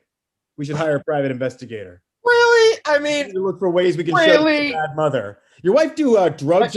but she's not in any real way. We're not going to win if she's a perfect mom. She was addicted to Tums for a while. Wasn't nothing. She was up to a tube a day. Have you noticed anyone following you? No. Keep an eye out. Right, California's a no-fault state, so even if you're fucking around, it wouldn't matter, but it doesn't look good. We need to be prepared for the fact that Nora's going to portray you as a neglectful, absent father. You live in I'm New not. York, as soon as your work, she and the kid are out here struggling. Nora will use that strategy, I'm sure of it. She's not going to lie. If we start from a place of reasonable and they start from a place of crazy, when we settle, we'll be somewhere between reasonable and crazy. Which is still crazy. Half of crazy is crazy. You know what people say, criminal lawyers see bad people at their best. Divorce lawyers see good people at their worst. You'll end up hating me and Ted before it's all over because of what we represent in your life. I'm sure you're right. Okay, so Maybe I didn't explain this well. We're friendly. And she We're served you. What a fine. bitch. So we're just trying to figure this out. She's not a bitch, thanks. But she isn't. We're doing it a different way. I can't even close to afford this. I've got to get back to New York. I have a Broadway play in rehearsals. In rehearsals, actors are mingling, stretching in a mostly white room in Midtown. Different color tape on the floor indicates the set. Various conversations are going on at once. She was Rosalind and I was Jacques. Do you think Nobody it's knew her okay name. that I'm doing the laughing fit that way? Nicole did it more like, oh, but like I'm doing it like, and I just don't want to imitate her, you know? You're making it your own. Complete unknown. And I was the hot shit, young I and just so very appreciate that sexy Charlie with gave me this this opportunity. Or great head of maybe hair. I should thank Nicole. I think I heard Nicole's pilot went to Sirius, so she'll be staying in LA. And they put Henry in school out there. Is Charlie moving there too? Not Charlie. And you can't do theater in LA. Charlie said she and Henry are coming back to New York once she finishes filming her show. I wouldn't be so sure. She was never She going was to see planning, probably planning this move all Obvious. She thinks along. it's an opportunity. Believe me, she Well, LA is nice. The space. And it's the park and all that. And Joey Papp was directing. And she just glided on stage. We were cats in heat. Hey, it's LA. Miss Future 4-time Oscar winner sucking my... The door swings open and Charlie enters. He's immediately swarmed by the costume designer and props guy. Charlie puts his things down on a white folding table. Nobody come too close. I think Donna's got a cold. Sorry, Charlie. Just a heads up. I'm waiting for a Skype call from Henry, so I might have to step out. Frank puts his arm around Charlie. What you're going through now is going to be horrible. But it will be over. Thanks, Frank. Another thing. Yes. Fuck as many people as you can right now. Women, men. Donna holds up a brown suit, hat, goggles, and white gauze, and a small Frankenstein outfit. You might need help wrapping some of the gauze. It needs to stay tight. Take what I said seriously. I'm confused. What scene is the Invisible Man outfit for? No, that's my Halloween costume, and the Frankenstein is for Henry. All the actors surround him, approving of the outfits. He's coming here this weekend, and we're going to trick or treat in the slope. I made it more Whatever. James Whale than Kenneth Branagh. Perfect.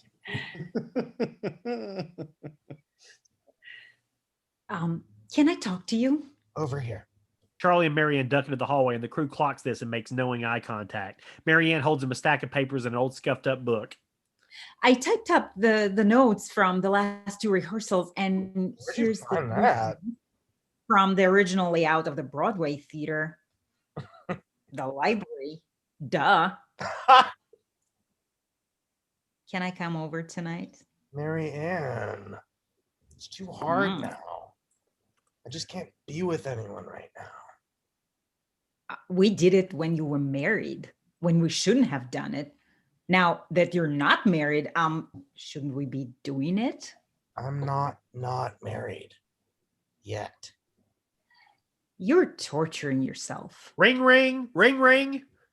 Just make sure everything doesn't go to hell here. I'm relying on you, okay? Fine. Thanks. Kiss on the head. Hold on, let me... I wish you'd accept generosity better. Hello? Is this Charlie Barber? Yes. Hi, this is Nora Fanshawe. I represent your wife, Nicole Barber. Hi. Do you have an attorney yet? No. Okay, then it's okay for me to talk to you directly, okay? Okay. I'm calling because we haven't received a response to our filing. The set designer, Agnes, opens the door to the stairwell and holds up 2 photos of stools. Charlie points at one of them and the designer nods. Yeah, I've been rehearsing this play and I'm flying back and forth to LA. Yeah, you're gonna need to file your response. Now she holds up 2 different types of phones. Nicole said there was no rush. She points at the rotary. It's been more than 30 days since you were served. By law, you're meant to respond within 30 days. I didn't like the first lawyer I met. It says that very clearly on the document you were given. Did you read it? But I thought that's just what it says. We weren't even going to do it with lawyers. Charlie absentmindedly fiddles with the X-Acto knife on his keychain. Charlie, I'm thinking I shouldn't tuck in the shirt. Nicole said I could take my time. It keeps coming out during the love scene. And we've let you take your time. What love scene? When I hug Beth. You don't hug Beth. If you It's don't something file I'm your response, trying. we're going to file a request for default judgment against you. Safety pin it? I don't. I also have a thing about tucking in things. He motions Frank forward. Charlie. It's a holdover from Yes. childhood. Sorry? Insecurities about my figure. Yes. Frank looks at his reflection in the glass on a fire extinguisher and he does his handsome face. A default judgment. What does that mean? We'll be able to lay claim to whatever we want. What do you mean? Whatever you want of Your what? apartment, your things, well, everything She and you I own. already discussed this. We don't own that much stuff. She can have pretty much whatever she... And it means we'll set the number for child support at its highest level and claim full custody of your child. Full custody? I mean, that's not even... He's on Times Square now. This is what the law says. Nicole's not going to do that. I mean, she won't. No, Charlie, I represent Nicole and she's aware of everything I am saying to you. I just spoke with her this morning. Well, I spoke to her 5 minutes before I got on the call. Okay. What do I do? You need to get a lawyer and respond immediately. Nicole wants to do this amicably, but you're leaving us no other option, Charlie. I'll get a lawyer. Can I get a lawyer here? I don't know where here is. New York. Oh, that's what all that honking is. No, you'll have to come to LA and meet our people in LA. I'm rehearsing. If you don't respond in Los Angeles by Friday, you'll leave us no choice. LAX rental car. A plane flies over palm trees and strip malls, and we move down to find Charlie dressed in a black coat and black jeans, wandering around aimlessly in a parking lot. He drives, fiddling with the air conditioning to no apparent success, and looks uncomfortable and hot. The sun suddenly blinds him through the windshield. Ugh, can't see. And I'm still driving. Sandra's house. Henry comes running out. He wears shorts and high socks, and Charlie opens his arms but doesn't get a hug as Henry is on to other things. Me and Mommy are in the middle of a super secret treasure hunt. What are you wearing? I thought the plane landed at 10. Sock pants. What are sock pants? Well, he doesn't like the breeze on his legs. There are long pants. He dressed himself. Can I talk to you? It's almost noon. We gotta When get do going. we ever do a treasure hunt? We gotta get going. I'm not done searching for my money. Can I talk to you for a minute? No Henry, talking wait a minute? alone. Just one bit of talking alone, and then I'll be right there, okay? Hey, I got a call from your lawyer. She said you'd take everything in custody and everything if I didn't respond. So. Oh, that's just how like lawyers talk. Yeah, but she's saying things I don't think you mean. It's better if we just let the lawyers do this. We said we'd figure this out together. Henry starts running. Henry, we need to get going. I don't want to go now. That's what I'm here to do.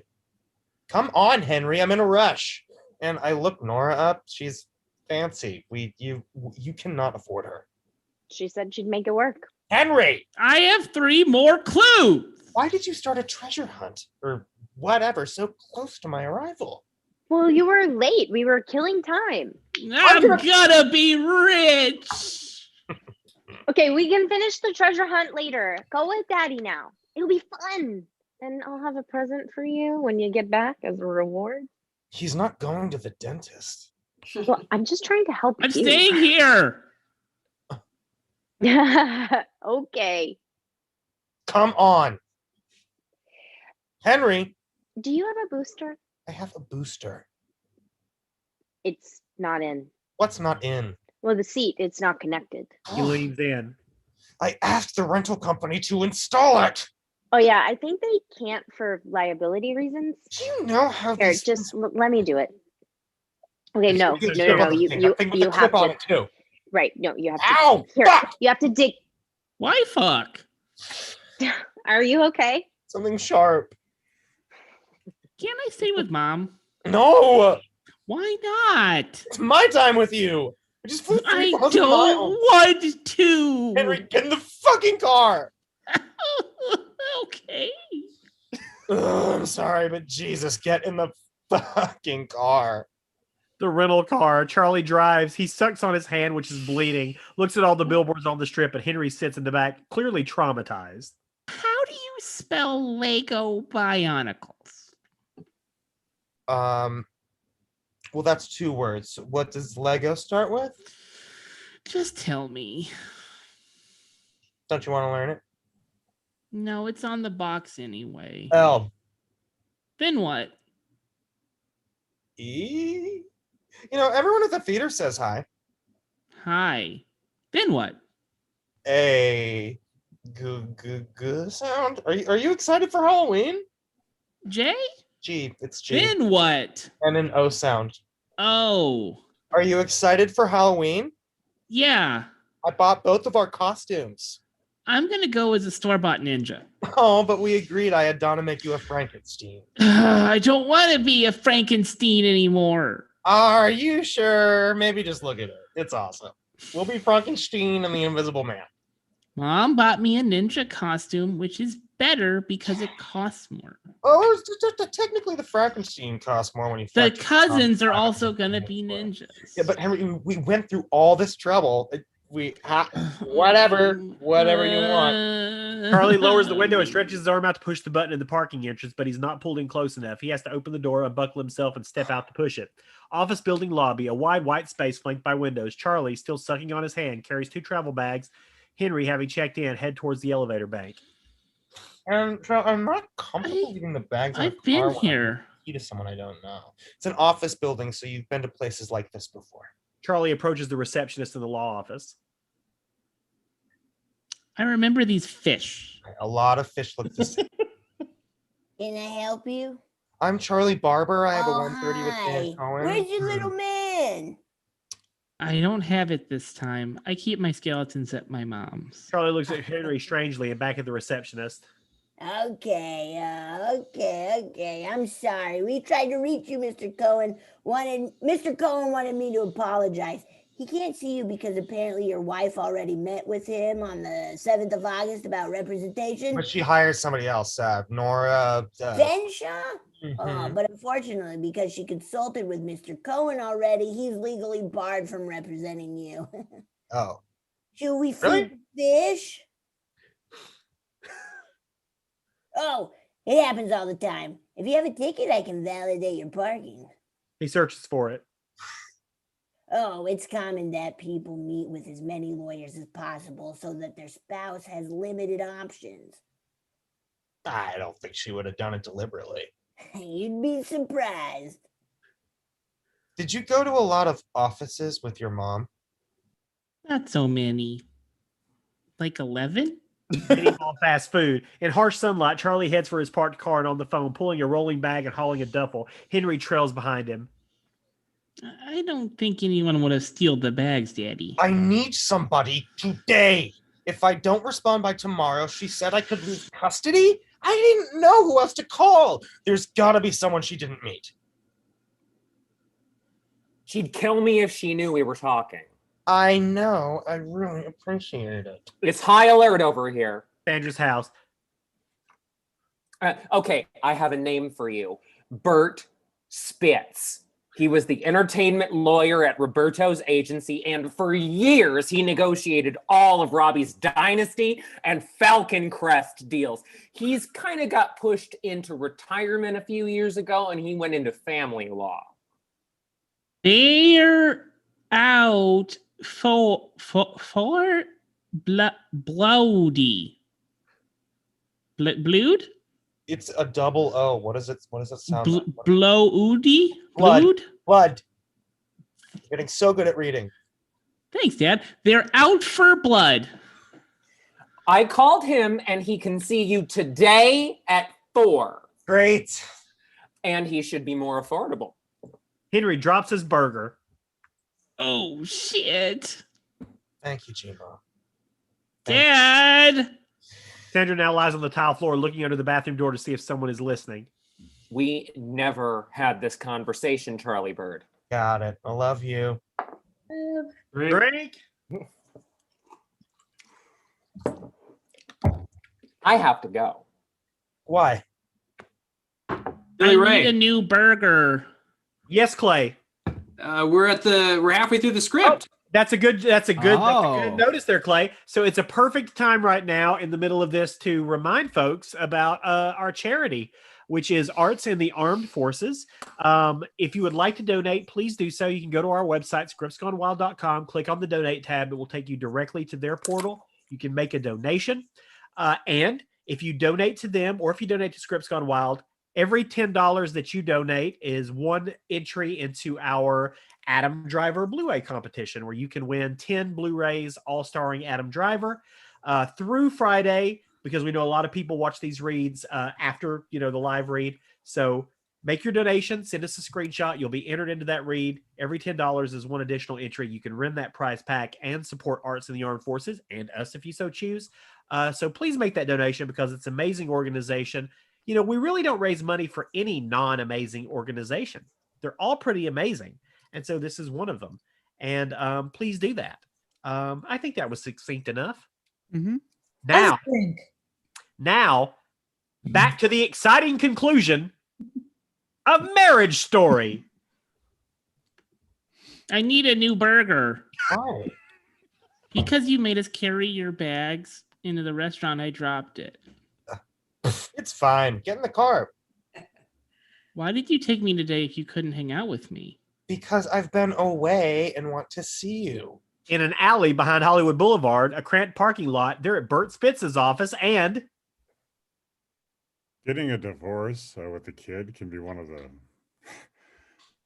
the hardest things you'll ever do. It's like death without a body. a man, late 60s, in slacks and a tweed jacket, takes a pill from a container and swallows it. It's Bert Spitz. A grizzled cat wheezes in a corner on a stained pillow. I know personally. I've been there 4 different times. Divorced 4 times. Married 4 times, 3 divorces. This last one will stick, God willing. That's why I graduated into family law, to help people survive this painful time. Here's how I see it.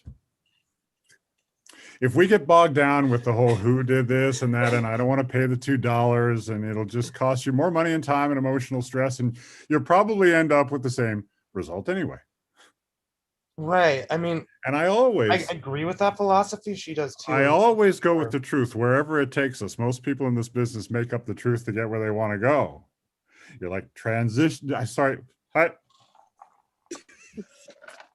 you're just transactions to them. I like to think of you as people. Oh, okay, good. And not just you. Her too. Yeah. Yes. It can be an ugly process, but believe it, it also doesn't have to be terrible. Oh, glad to hear you say that. I'd love to keep expenses down as much as possible. Of course you do. Of course you do. I charge $4.50 an hour, and I'll need a $10,000 retainer to start. Yeah, maybe this is a stupid question. Is there any way you could do this on a budget? This is the budget version. Well, can get an advance on the Broadway transfer. Now, keep in mind, you'll have to pay for her lawyer. Oh, I didn't. What? Oh, well, at least part of it. It doesn't make sense, does it? The reason you're doing this is because you love your kid, and in doing so, you're draining money from your kid's education. Drink on love. Drink. Oh. It seems ridiculous. Oh, it is. Paper shuffling. We'll have to respond right away. Your son is in school out here? Temporarily, we agreed. Her pilot went to series, and I wanted to accommodate her, as she's often felt we do things on my terms. Be a better husband in divorce. I guess something like that. But we live in New York. With your kid in school there, the court may see it otherwise. Will we go to court? No. No. We don't want to go to court. The California courts are a disaster. It's just, now we have to think about that. I'm not sure these are my glasses. Where were you living out there? I'm in a hotel. Hotel doesn't look good. No. The court. You just said we weren't going to court. Of course. We prepared to go to court hoping that we don't go to court. Okay. You should get a place in LA and get a place near her. That'll look better for the custody reasons. She's in West Hollywood. That'll be expensive. I guess I could rent our New York apartment. Don't rent it. You need to continue to prove New York residence. Okay. And of course, getting a place in LA doesn't make it look like you live in New York, does it? So what do I do? I recommend that you try to spend as much time with your child as possible. Many people fight to get the time and they don't even use it. They just want to win. Bert leaves his office and disappears, and Charlie follows. It shouldn't be that complicated, right? I mean, we're a New York family. I think it's all pretty straightforward, right? Well, I hope so. Yes. I mean, there's no reason. You both love your son. You respect each other. And why there's no reason this shouldn't be relatively pain-free. Right.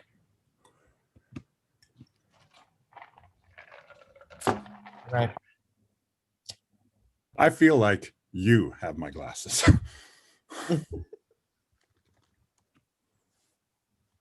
That makes sense. What have you been doing? We were talking about money. And I was reading this magazine. You were reading California Lawyer? Uh-huh. I'm very smart. Okay, I'm almost done. I wouldn't expect I wouldn't expect too much from that cat. All right. Well, I want you to know that eventually this will all be over, and whatever we win or lose, it'll be the two of you having to figure this out together. Thank you. You're the first person in this process who spoke to me like a human. Well, you remind me of myself on my second marriage. Mommy! We're at Sandra's house now. Did you have fun with Daddy? We drove around to offices. Do you want to try on your ninja costume? It's on your bed. Yeah! You know, I had Donna build him this whole Frankenstein thing with the plugs and the Well, I can't make but him he and be I a had decided Frankenstein. together that he was going to be.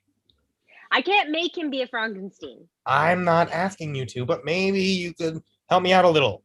I'll leave the Frankenstein here, and maybe you can just nudge him in that direction. Okay, I'll try. Did you dye your hair again? Is that for your show? Oh, no, this is me. It was like this when you saw me before. I know, but I didn't say anything then.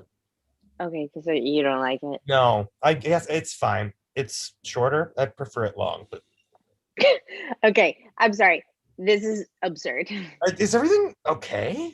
Yeah, why? You seem, I don't know. It's like something is Everything is fine. okay. Okay, I'm gonna go check in at that hotel, but should be able to get you guys by 5:30. We'll go trick or treating from there. Well, we were gonna go to Cassie's in Pasadena Cassie lives in Pasadena now? and trick or treat with the cousin. Yeah, she and Sam moved a couple of months ago. Okay, I don't really know Pasadena. I guess I'll figure it out. What's the address? I'll text Sam. And my mom is looking Ready to forward see to you at this, my and casting. Cassie and Sam are mad. Are mad at who? Well, you obviously. Cassie and Sam? Oh, you can understand that. So I think we should probably do separate Halloween. But if you're okay with it, then shouldn't they be okay with it? Okay, let's just do it this way you this not want me to? time. Okay. No, I'm fine with it. Okay. It'll be nice for him. He'll have 2 Halloweens. What am I gonna do with him for second Halloween? Walk around Sunset Boulevard? Well, maybe your hotel has something. Or you can drive to another neighborhood. Hotel room night, second Halloween. Charlie is wrapped in gauze and just kind of fucking around. The doorbell rings. He puts on his hat, checks himself in the mirror. Nicole is dressed in a peach suit and her hair in sort of a pompadour a la David Bowie. Henry has got his ninja mask, but it's askew. Okay, ready for Halloween. Wow. Elaborate. Oh, sweetheart, don't forget your jacket. It's getting cold. You ready to go back out? He has to pee. No, I don't. He does. Some of his men and Bear are in there. Oh, you can keep that Bear because I got another one. But does he know that there are 2 Bears? Well, yeah, it was his idea. I have an LA Bear and a New York Bear. Station to station. Let's dance. Okay, bye, Henry. Have a great Halloween with Daddy. Have fun. This is a nice house. Henry turns his plastic jack-o'-lantern over and dumps all of his candy on the floor. Go pee, then we're going back out. I'm too tired. Go pee, and then we're gonna go drive to Halloween. In his car later. This block looks promising. I wish Halloween was over. Well, it isn't. If we were in New York, we could be walking. But I like that we're sitting right now. I like to sit. That's true. Los Angeles does have sitting going for it. I think that's why I like Los Angeles better. Because you get to sit. And because I like my friends better. That's not true. What about Horatio and Poppy? Horatio doesn't like me anymore, and I don't like Poppy. Here I have Axel. Axel is hilarious, and my family is here. Besides you. Sunset Boulevard. Cars rush by. They hold hands as they walk down the street. Everyone's asleep. At Pink Dot. God bless Pink Dot. They approach the convenience store counter. Say it. You don't want to. Trick or treat. Charlie's rental car. Charlie drives. Henry's fallen asleep. In the hotel room, they are both exhaustedly in her. Who gave you a lighter? I have to pee. He goes. We're going to have to go back to New York on Monday. Did you flush? No. Wash your hands. Did you hear me? I have to go back to New York. Ah, watch out. Psh, I'm falling. I'll catch you. Boom, you didn't catch me. As he plays with his toys. Okay. Why aren't you here more? I have to work. You know my play is opening on Broadway. It's because you don't want to be near Mom. No, you know, like we've talked about. We decided not to be together no matter where we are. We both want to be with you. But you're not near me if you're in New York. Well, we all still live in New York. Yeah, but I go to school here. Just for right now. Like that time we were in Copenhagen for my play. Remember all those kids and buckets? I like my school here, and Mom says we can stay here if we want. What do you mean? She said that? Yeah. Cut to Henry falling asleep in a king-size bed. Charlie turns out the lights and adjusts the covers, and he watches Henry. Hello? Are you moving out here? Well, did you find a lawyer? Yes. Henry says you're moving out here. Have your lawyer call Nora. I want to talk about it as us. Oh, what the fuck is us? Just get in a room, you and me, and that's what we always said we'd do. My lawyers wouldn't let me. It's not up to them, it's up to us. It's our divorce. They say I could later sue them for malpractice. What am I walking into? What are you walking into? Yes, what the fuck is going on? I read your fucking emails, Charlie. I read them all. When? I don't know. Recently. You are a fucking liar. You fucked Marianne. It was after I was sleeping on the couch. All this bullshit about working on us or whatever. You know what? I have been working. I have been doing the work alone. How did you read my emails? I hacked into your account, you dumb fuck. How do you even know how to do something like that? Yeah, about a week ago. So don't give me this shit about being surprised about LA. Surprise! I have opinions. Surprise! I want things that aren't what you want because surprise, you were fucking another lady. See, I think you're conflating two different things because Marianne has nothing to do with LA. Complaining motherfucker, or watch me conflate. Did you just stab your foot? I don't think I've ever done that before. I'm sorry. I'm just so angry. She's handed a drink by Pablo, the tatted grip from her show. You look like you need another one. I do. Thanks. You know, the Japanese are making really interesting tequila right now. That is exciting, I guess. What are you so angry about? My fucking ex-husband. I spent so much time feeling guilty, but he's so self-absorbed that it's pointless. It's a game I'm playing with myself. Oh, hey. You hold the bounce board. The flirty grip. They're making out. Okay. Here's what I want you to only do. Okay? What? I want you to finger me. What? Just finger me. Okay. That's all we're gonna do, okay? Okay? Just fingering because I'm changing my whole fucking life. Fade to black. Nicole and Charlie's son Henry was born here in Los Angeles and currently attends Laurel Elementary in Laurel Canyon. Conference room. And Nicole works in Hollywood on her show while also maintaining a full schedule as a mother with classes of swim, art, gym, music, as well as playgroups.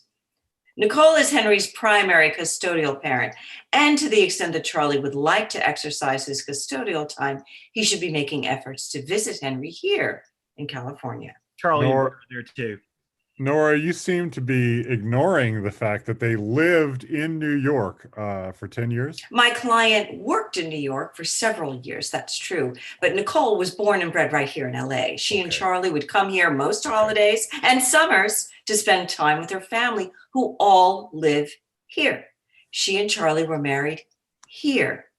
Would you like to see the photos? I don't need to see the photos, although I'm sure they were beautiful. It's my client's expectation that after this show is completed, the parties will move back to New York, where they currently keep an apartment. And it's my understanding that Charlie's promised Nicole that they would spend more time in LA during the marriage. But because of Charlie's insistence that his work kept them in New York, Nicole ended up staying much longer than she ever anticipated. In fact, a few years ago, Charlie was offered a residency at the Geffen Playhouse that would have taken his work and family to LA for a year. And he turned it down, knowing full well that that was Nicole's desire. He wanted to maintain consistency for his family and his child. Was this the same consistency he wanted to maintain when they went to Copenhagen for 6 months so he could direct a play? An assistant has her head in the door trying to get Amir's attention. So while I understand that Charlie lives in New York, and when it's convenient for his work schedule, flies out here to see his son. He flies out here every chance he gets at great expense. I don't see any reason you can't be out here full time. Oh, sorry. Do we want to contemplate lunch? I'll order now, so it'll come when we're all hungry. Good idea. Everyone good with mayonnaise? Oh, have you had mayonnaise? I love mayonnaise. Yeah, you'll just love it. It's yummy salads and sandwiches. Great. Amir passes out menus. Here you go. I don't know. Sorry. Charlie will have the Greek salad, Okay. but with olive oil and lemon instead of the Greek dressing, and I'll have the Chinese chicken salad. Congratulations, Charlie, on your grant. Nicole told me. He's a genius. Nuzzles Charlie's hair. Oh, thanks. I told Nicole I loved your play. You are one smart cookie. I'd love to get inside your brain. Thanks. There was one moment when you smelled the toast. Smell. It was literally my favorite thing I saw that year. Truly genius. I was sorry to hear it closed on Broadway. Saw the toast. It's a very competitive, I imagine. Thanks. Now, whenever Charlie is in LA, Nicole, of course, agrees that it will be best for Henry to see each parent equally. It's nice out here, Charlie. You should give it a chance. Yeah, and the space. You can't beat it. I love it too, but all of our personal feelings about the two cities aside, we don't share your assertion that the couple is an LA-based family.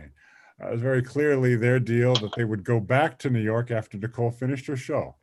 Oh, I'm not really aware of any deal. I didn't get into write. I didn't get it in writing. Charlie, is this like the deal you made that you and Nicole would spend more time in LA during the marriage? We didn't have a deal. It was something we discussed, but So it's a deal when it's something you want, but it's a discussion when Nicole wants it. Sidebar! Nora, is there an office where Charlie and I could sidebar? Smaller conference room. Nora's a very good lawyer. Tough, right? Yeah. And you're in a bind because you've shown that you're willing to fly out here and rent an apartment to see your son. You told me to do that. I know that. And I'm doing that because I want to see my kid, not to set a precedent. Yes, but unfortunately you're setting a precedent and a judge may look at it that way. What's the alternative? I stay in New York and never come out here? No, because then it would look to the court like you don't care about seeing your son. Court or no court? Stop saying court and then never court. Well, the way this is going, we may have to go to court. Are you aware of how maddening you sound? I am, and I know that it seems unfair, but imagine if you were a poor, abandoned mother, sorry, you were poor, and your mother abandoned by her husband, who refuses to pay anything, and that's what the system is trying to protect people from. Listen, if I were representing you, you are representing me. Right. No, of course. I don't see a judge moving this child from LA. I think we try to settle today. Settle meaning what? She gets LA, but no, Bert. Just no. I mean, we have to win this. Remember, the win is what's best for Charlie, and if you guys go to court, he'll be pulled into it. If he stays out here and I stay in New York, then I'll never really get to be his parent again. It'll be different. It won't exist. Maybe you move here. You heard what Amir said about the space. The space, Bert. Fuck the space. I'll do whatever you want me to do, but this is my advice. I've seen these things go on, and the burden of these battles is immeasurable. I had a client get colon cancer and die before he and his wife came to an agreement. What about filing in New York? It's too late. Even if you did, I don't think it would matter. They're being reasonable financially. You're lucky they're not asking for half of your grant money. She wouldn't do that. She knows I put all that money back in my theater. If this continues, she might. The actors and the crew all rely on that money. They have families, and a court would never agree with this, right? Whether they do or not, it'll cost you half the grant money anyway to go to court and prove it. I feel like a criminal. But you didn't commit a crime. It doesn't feel that way. If we give on LA right now and we try to make the best deal possible, I think we can get her to give on some of the other fronts. There are no other fronts. This is the thing. He needs to know that I fought for him. Hell no. I should never have let her come out here with Henry. If it wasn't LA and New York, it would be something else. You'd be fighting over a house or a school district. Or it's like, okay. It's like that joke about the woman at the hairdresser who's going to Rome. Okay. All right. Here we go. A woman is at her hairdresser and she says, I'm going to Rome on holiday. And the hairdresser says, she says, what airline are you taking? And she says, Alitalia. And he said, sorry. And he says, oh, that's the worst airline I've ever. I'm sorry, Bert. Am I paying you for this joke? No matter what happens here, it's temporary. He's growing up. He's going to have opinions on this subject. Time is on your side, Charlie. Maybe you'll do college on the East Coast. Cut to Henry's face. I have my quarters and dimes at Daddy's, but I'm keeping my dollars and my 120 with you, okay? Charlie's rental apartment. Nicole's face is on the computer screen. The place is small and mostly bare. Oh, God damn it. What's God damn it? Did you lose power where you are? Dad, did we lose power? Nope. It's back on now. There are rolling blackouts in the hills, but now the gate won't close. Her gate won't close. Nicole's new house in Echo Park. You tried all the... I tried everything. Can I look at my room? Of course. I'm sorry I made you come out. It's fine. It's just... You don't want your gate open. Right. There should be a panel or something, either inside or... No, I think this is something... It's a cute house. Thanks. I mean, from what I can see. You're getting shaggy. Yeah, I have to find a hair cutter. Do you want me to cut it?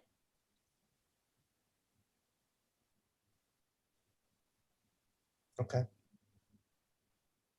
I'll get the scissors. She does. They do. Close your eyes. He does. They're cutting. He is out. You know, maybe he should stay here. Night. He nods and hands him to Charlie. Charlie and Todd Henry pull out the gate. Nicole helps dragging from the other side. It starts to close. They yank it shut, closing her in and them out. Fade to black.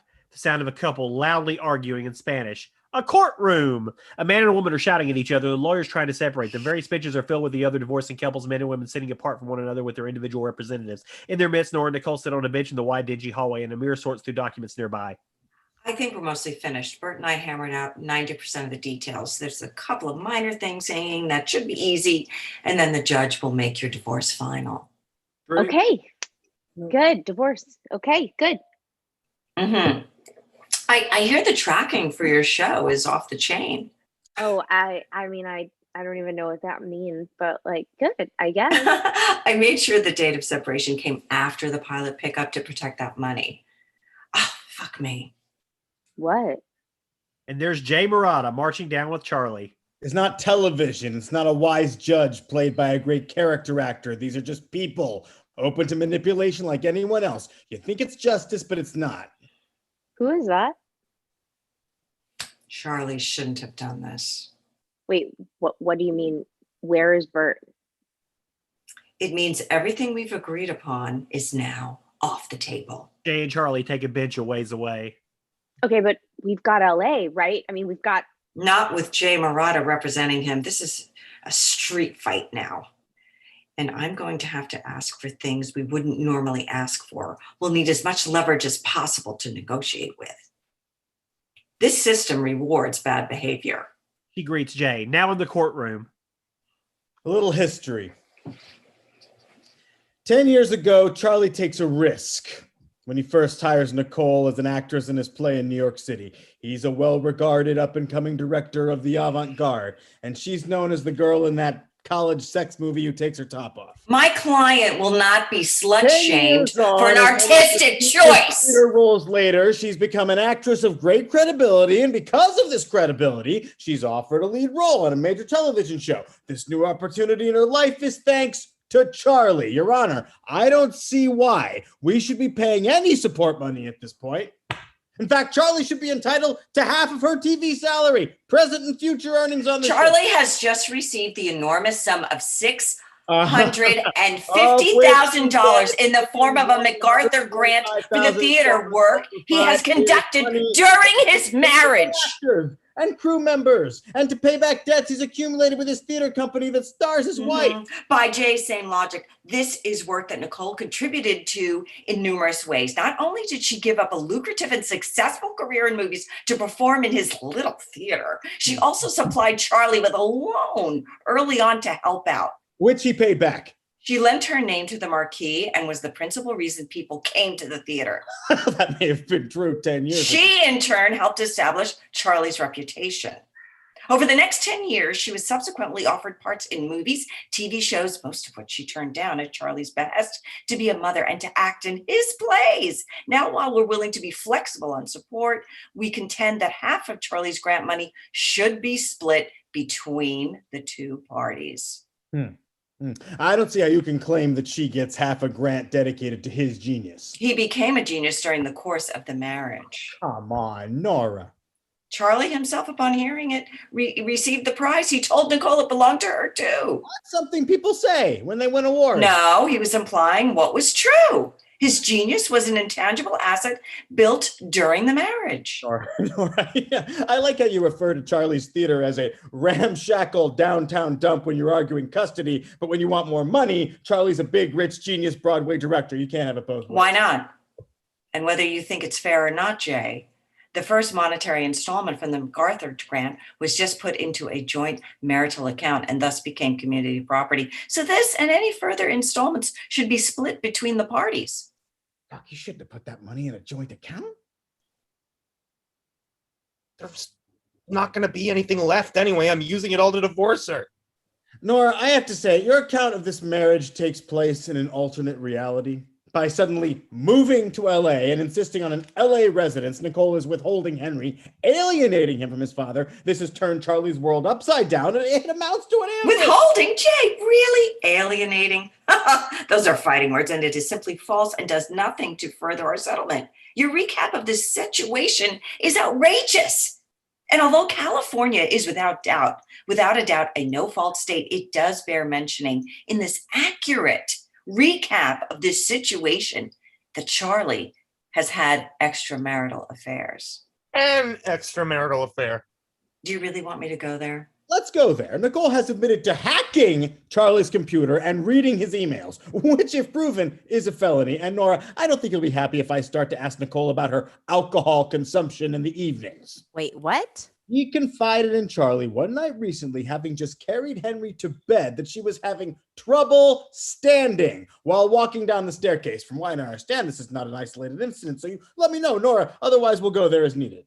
Charlie, can I ask you, how could you expect to have more time with Henry when you don't exercise the time you have and exercise it responsibly?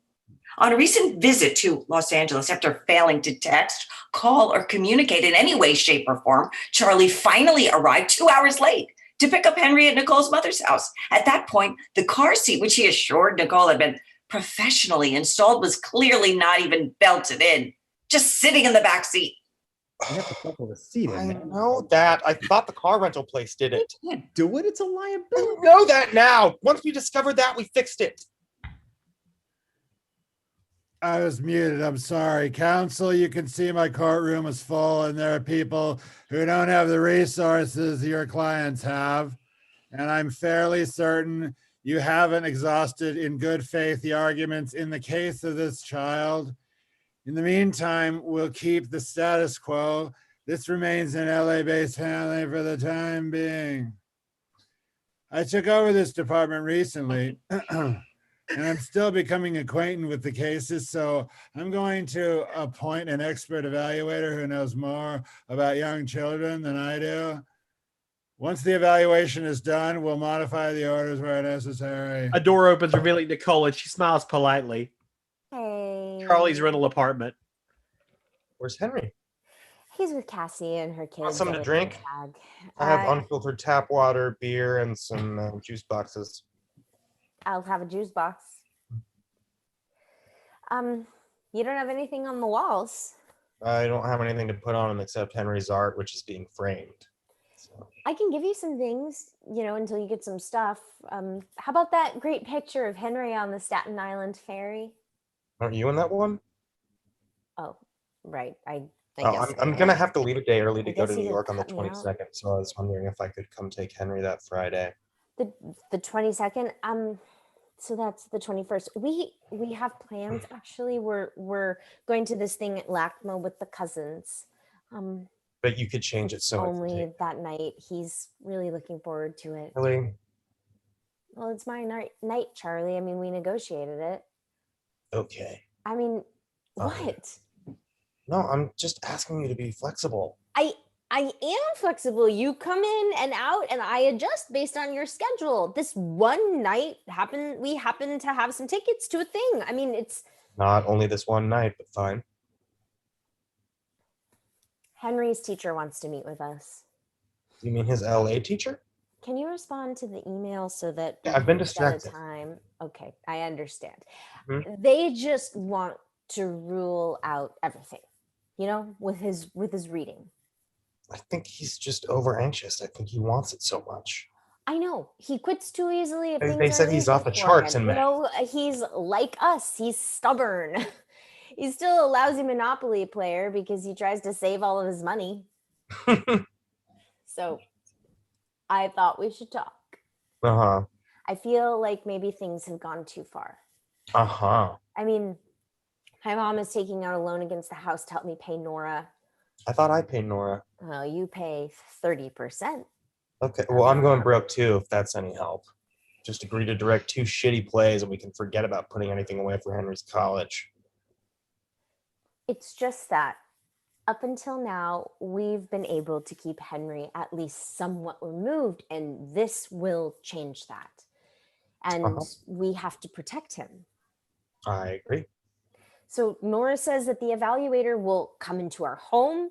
She'll interview Henry in addition to us, our family, friends, enemies, and then she'll observe us with him, how we are as parents.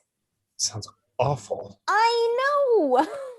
I feel like if anyone observed me on a given day as a mom, I'd never get custody. Oh, that was a joke. I know. Yeah, I feel the same way. Right. So, maybe we can figure something out between us. You'll remember I said this to you at the beginning. Oh, I know you did. But these are different circumstances. I was anticipating these circumstances. Uh-huh. Anyway, shall we try this? Okay.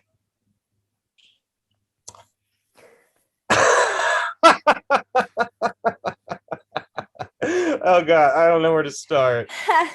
Okay. Do you understand why I want to stay in LA? No. Mm-mm.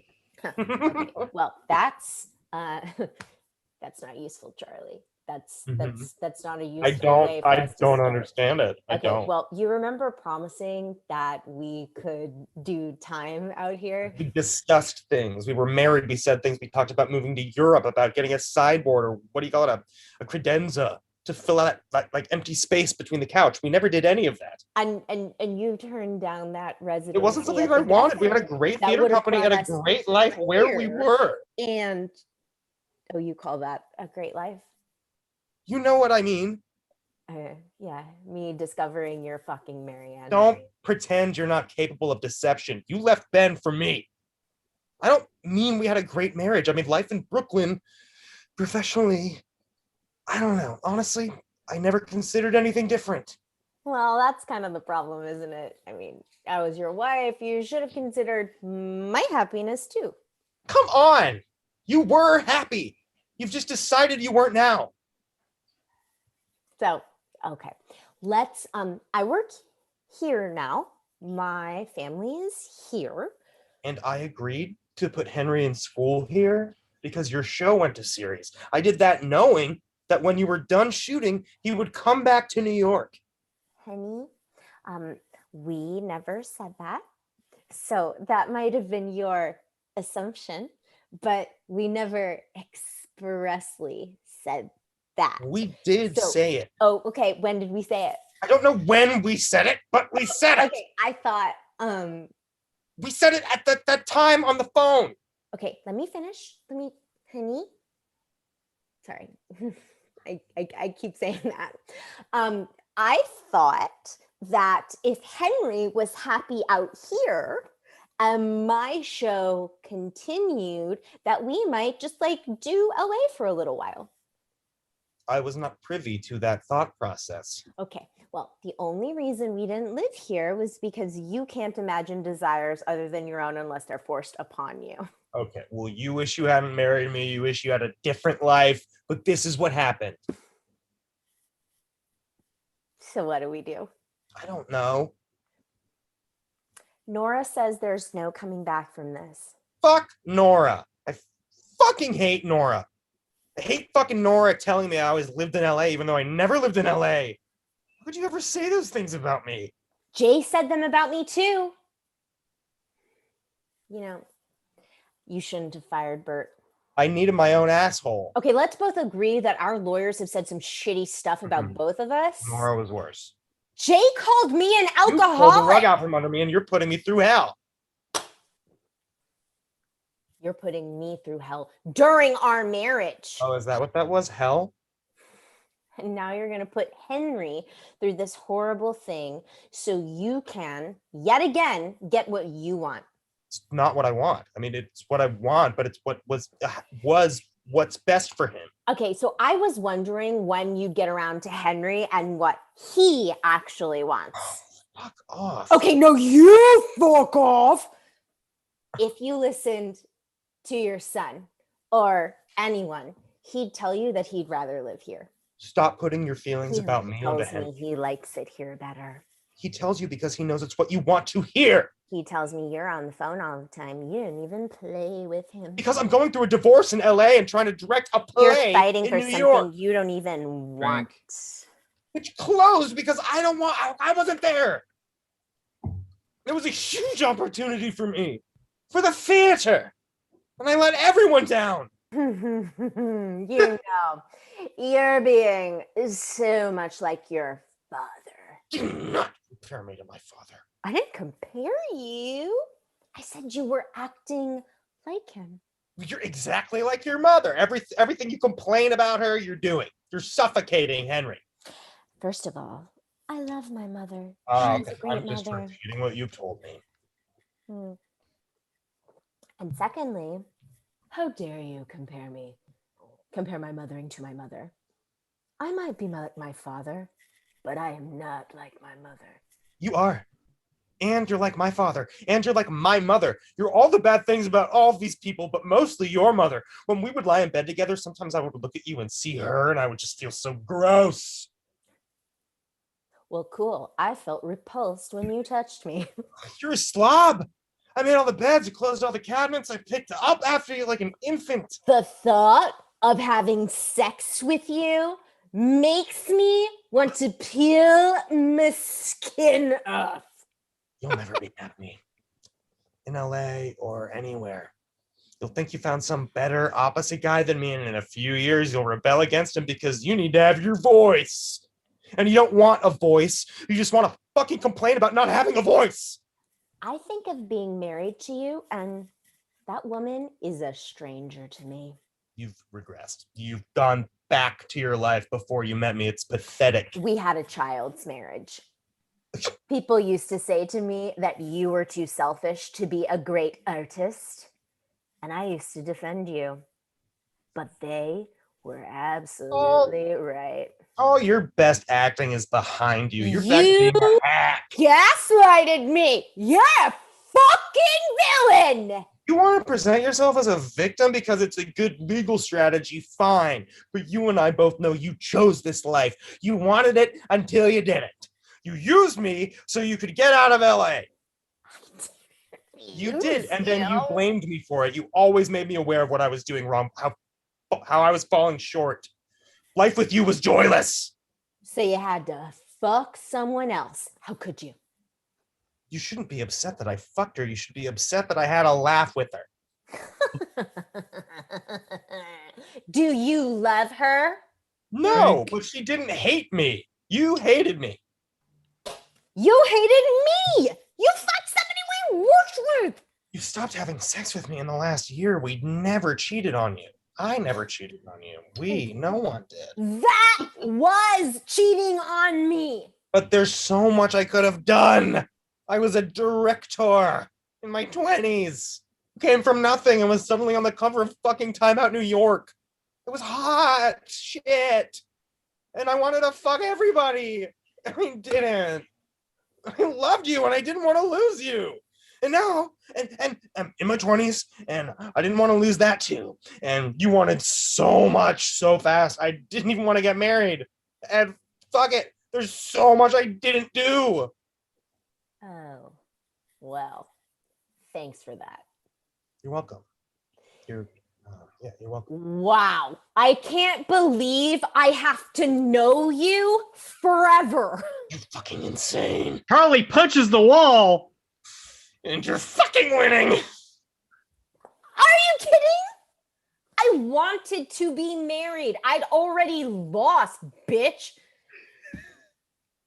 You didn't love me as much as I loved you. What does that have to do with LA? Double drink. You're so merged with your own selfishness that you don't even identify as selfish anymore. You're such a dick. Every day you wake up and hope you're dead. Dude, finish your drink line. Oh God. Henry would be me. I go home, you get an illness, and then you get hit by a car and die. He sinks down weeping. They cry. She walks over and gently puts her hand on his shoulder. He shakes and cries. I'm sorry. I know. Me too. Me too. And the set designer says, This really would be a perfect place for Paul Lynde to come in. Try the chair By the window. That's a better Paul Land. Charlie's rental. Charlie gets a delivery of rental plates, glasses, furniture, plants. He set decorates his rental. He's decorating the shit out of it. Oh, there's Henry. Why do we have so many plants all of a sudden? We'll have to return some of this stuff, so don't get too used to it. My mom is the last person to turn into a plant on her show. Yeah. I find plants kind of scary. These plants are good, guys. Hey, tomorrow this woman is going to come and visit us and be with us while we eat dinner. Is it your girlfriend? No. Mommy's boyfriend? No, why?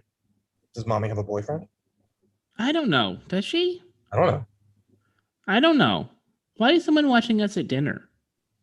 I know, it's weird. It's just something we have to do, which has to do with mommy and me figuring out everything and how we're going to be. And, you know. Will you read to me? Charlie and Henry lie down on the floor against the blank wall, and Charlie starts reading. Any history of domestic violence? Oh. Nicole faces an unseen elevator. Oh, no. No, I mean, you mean coming from me? Oh, no. No, but also not coming from him either, obviously. Have you been to prison? Yes, actually. Well, not prison, but jail. But it was deliberate. Okay. I was demonstrating as part of a Grandmothers for Peace rally. I was with my mom, but she didn't go to jail. Wow, somehow she avoided that part. But I did. Do you use drugs or alcohol? Well, I drink alcohol. And how much alcohol do you drink? I don't know. I don't know. A glass of wine with dinner, and sometimes more. And how much more? Well, sometimes a few. I'm like, sometimes you like split a bottle with someone. Okay, and who do you?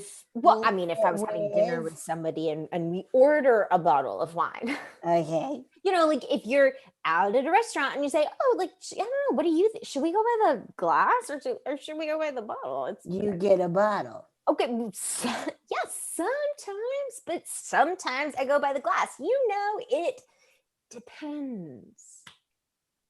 Have you ever done? Do you mean drugs? Ever? I mean, okay. I can be real with you. I have done drugs in college, but I don't do it regularly. Well, anything since you've been a mother?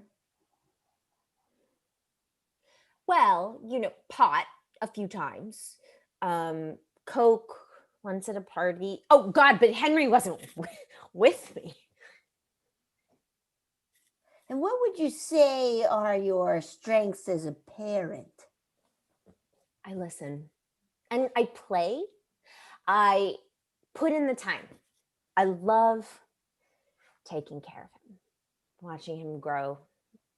Sometimes it's true what they say about it goes so fast, but sometimes it is not. Sometimes it goes too slow, honestly.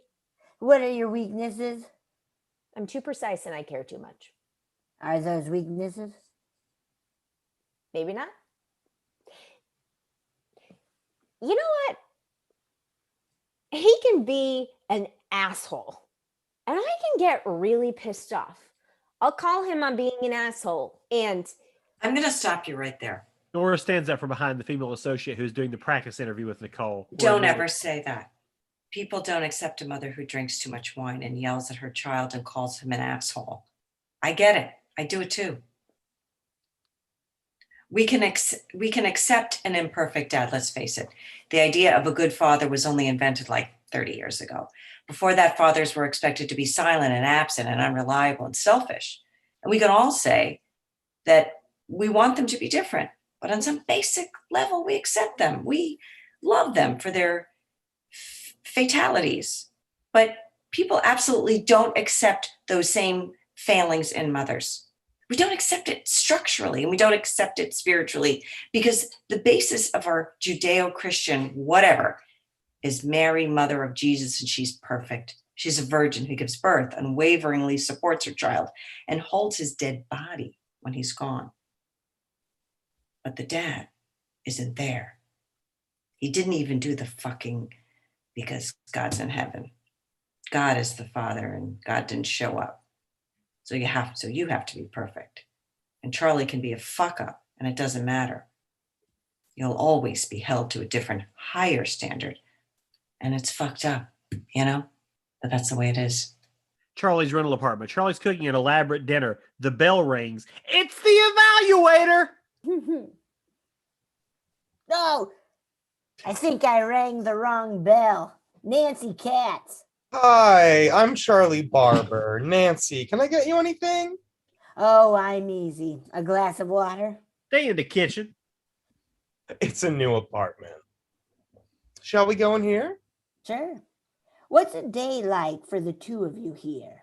Oh, well, if he has school, I take him there, of course, and then I pick him up, assuming I can do both. What prevents you from picking him up? Work. I'm preparing a play that I'm directing in a few months. Oh, what is that? Casimir and Caroline by Ondon van Horvath. We're doing it at the Barrow in New York. So you have to be away. Yes, recently, since Nicole's been working on this show in LA, I come back and forth a lot. That sounds difficult. Oh, it is. And expensive. I'll try to take him with me some of the time, but Nicole doesn't like that for him to fly so much. That can be hard on a child. All that recycled air.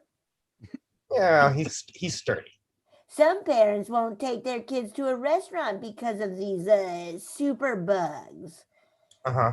I noticed on one visit to Los Angeles, you came on a Sunday and left on a Thursday. Why not stay for a weekend? Oh, yeah. On that time, I had tech for Electra back in New York. And what's that? It was my Broadway debut. I don't know what tech is. It's the technical part of the production. You figure out the lights and And what's a week? Mondays are day off in theater, so it's well, out here he has basketball on Saturday at 12.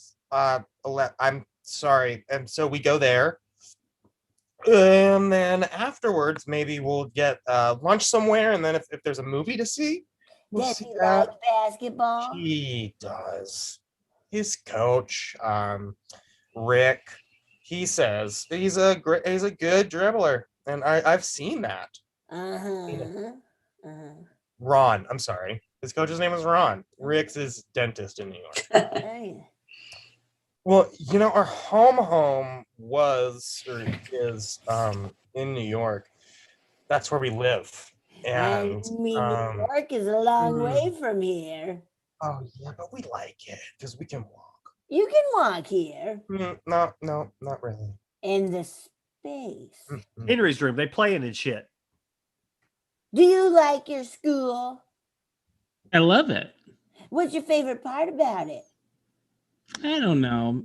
Maybe gym. You like math. Math is boring. Thanks.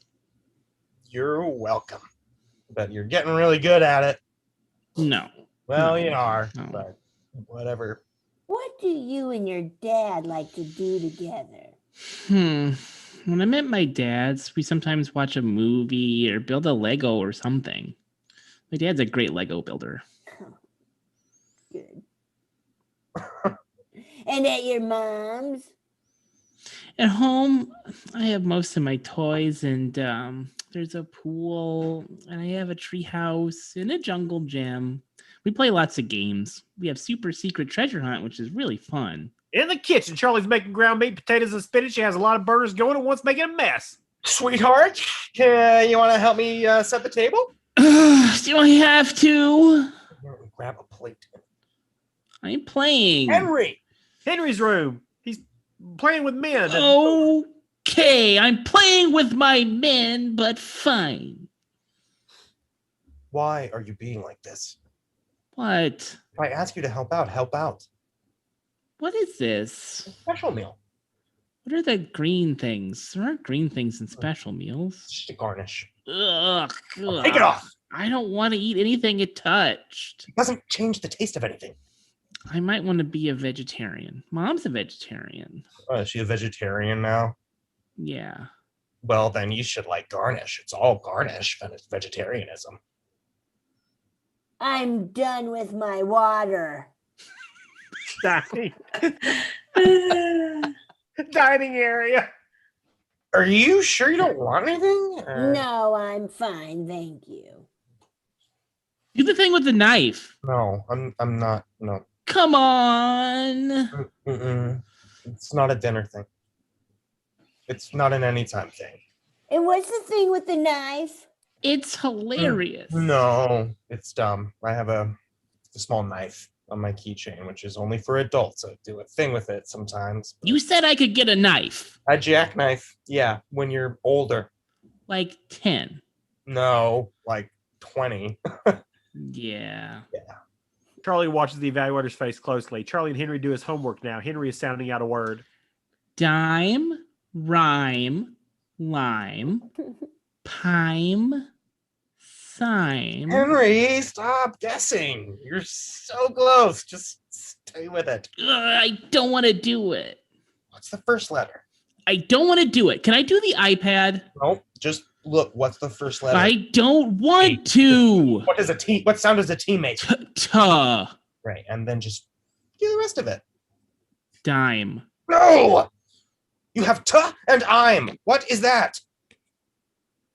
Time. It's time. Henry rolls over onto his front playing dead. You'll see, honey. One day it's just gonna click and you'll be able to read everything. I need a break. Can I play in my room? Sure.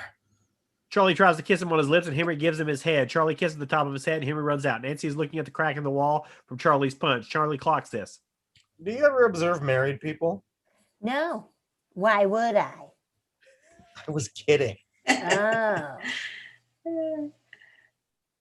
The knife thing is like I carry this knife on my keychain, which his mother got me actually. And I do this thing for his mom where I just pretend to cut myself, but I retract the blade. He but pantomimes it. I don't do it with him. The evaluator stares at Charlie with horror. Charlie hesitates and follows her gaze. Dark red blood streams down his face. Oh, that's fine. It's really bleeding. Yeah. I must not have retracted the blade all the way. That's so. You need a bandage. Yeah. No, I'm fine. I'm fine. What else can I tell you? God. I think I have enough. You got enough? Yeah. Are you sure you're okay? Totally. I'm fine.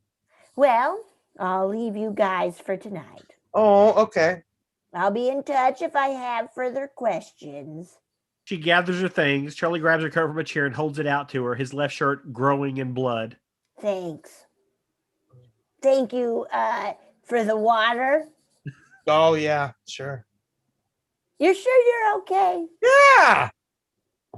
Bye-bye. Bye. Oh, I think he turned. Sorry. She opens it and she slips out. Charlie runs into the kitchen, swaying, leaning against the wall for support. His shirt is now soaked in blood. He rolls up his sleeve and runs cold water under his arm, and he winces. Watery blood fills up the pots and pans in the sink, mixing with whatever bits of remaining food. He finds a small box of Band-Aids in the cupboard and opens about 7 of them and tries to cover up the wound, but it's still really bleeding. He wraps his arm in paper towels, sweat now sliding down his face and soaking his armpits, and he drops to the kitchen floor and lies down on his back in exhaustion and pain. 2 small bare feet step over him and pad over to the refrigerator.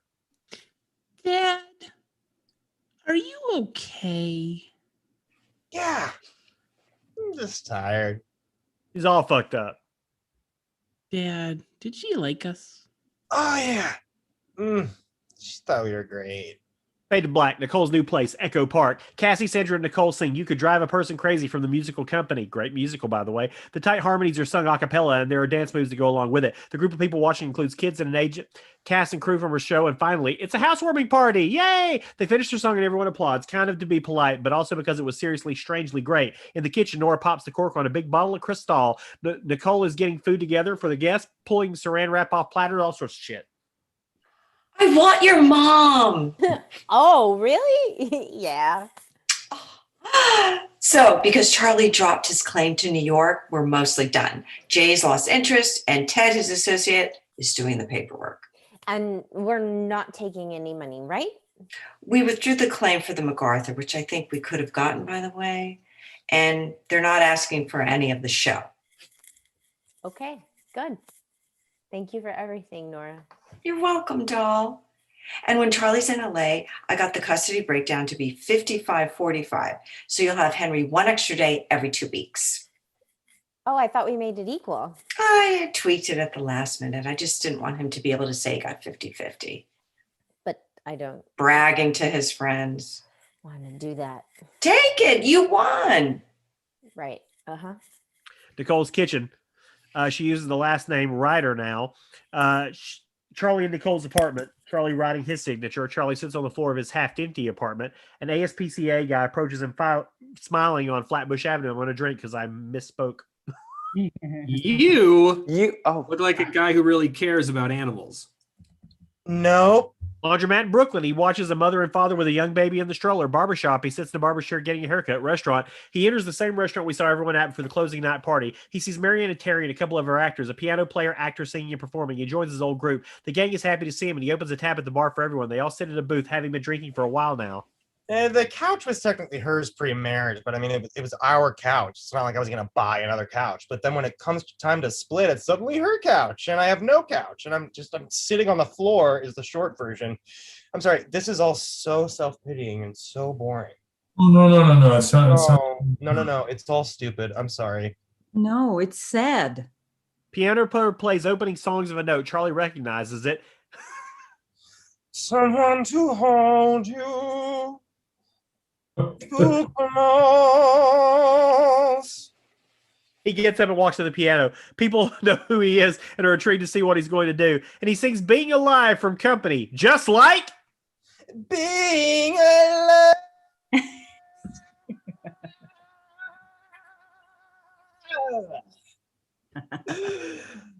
And now we're at Sandra's house. Charlie gets out of his rental car. He knocks on the back door and no answer, and he apprehensively opens the screen door of the kitchen, and food is on the stove. Music plays. It's warm and welcoming, but Charlie remains in the threshold. Hello? Hello? You'll never take me. Hi. Sorry, the door was open. Oh, shh. Oh, okay. I got you! Charlie, hi. They were playing laser tag, by the way. Yes, laser tag.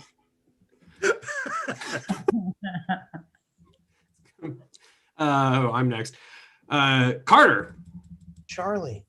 Nicole's still at work. Hi. Hi. Got a hug? They hug. Okay, Dad. How'd it go? Good. Good. Donnie's dead now. I shot the scene where he merges with the ficus. So it's good. She got an Emmy nomination. She's a great actress. Oh, no. It was for directing. Congratulations.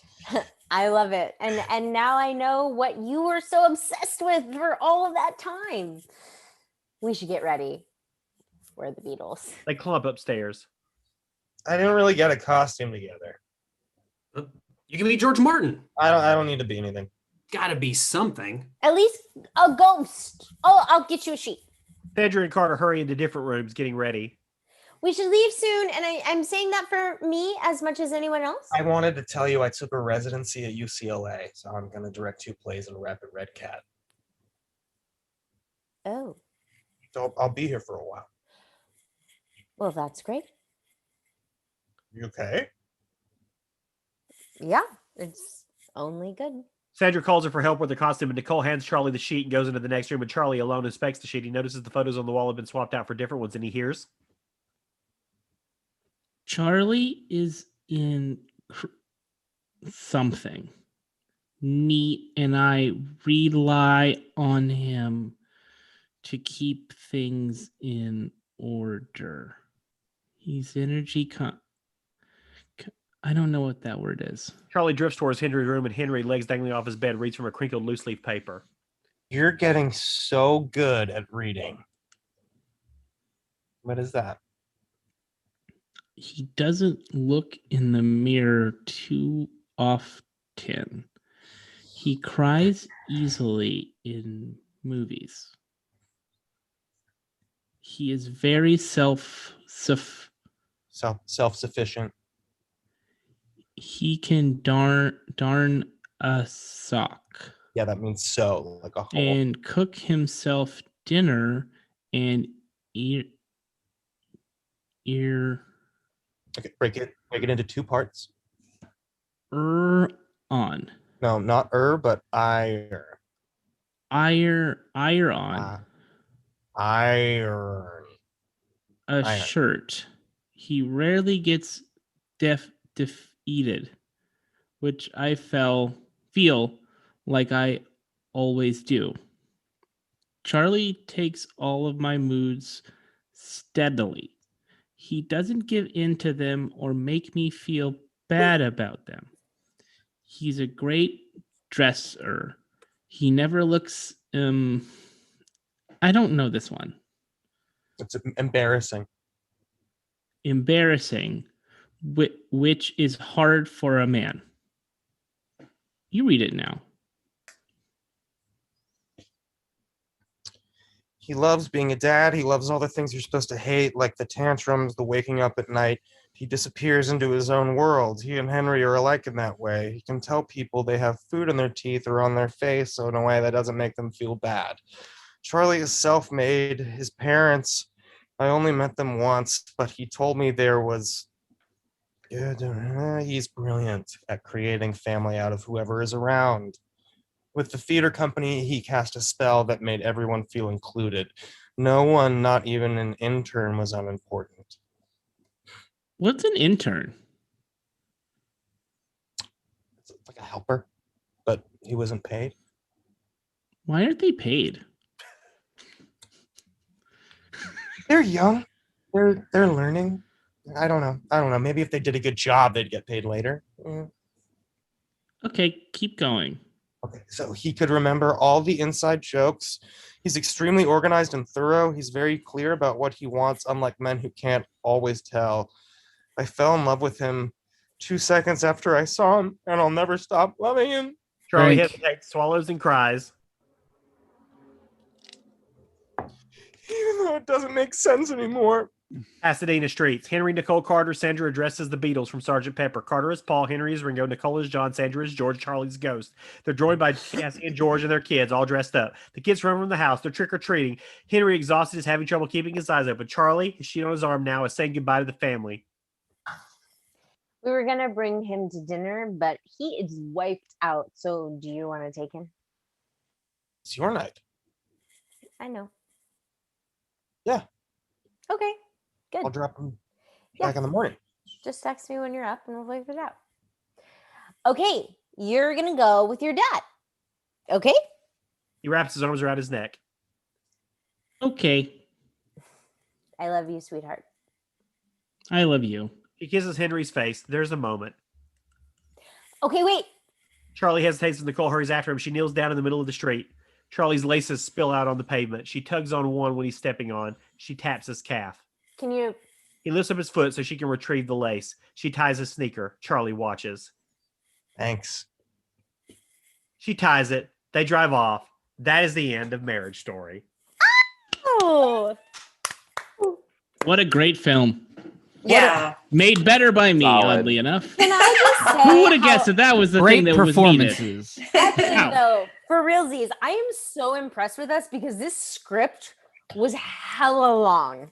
And the fact that, like, with intro banter, with intro Scripts Gone Wild banter, Yeah. we're done in 2.5 hours. Shocking. Is Yeah. a miracle. I Well, am snaps to that.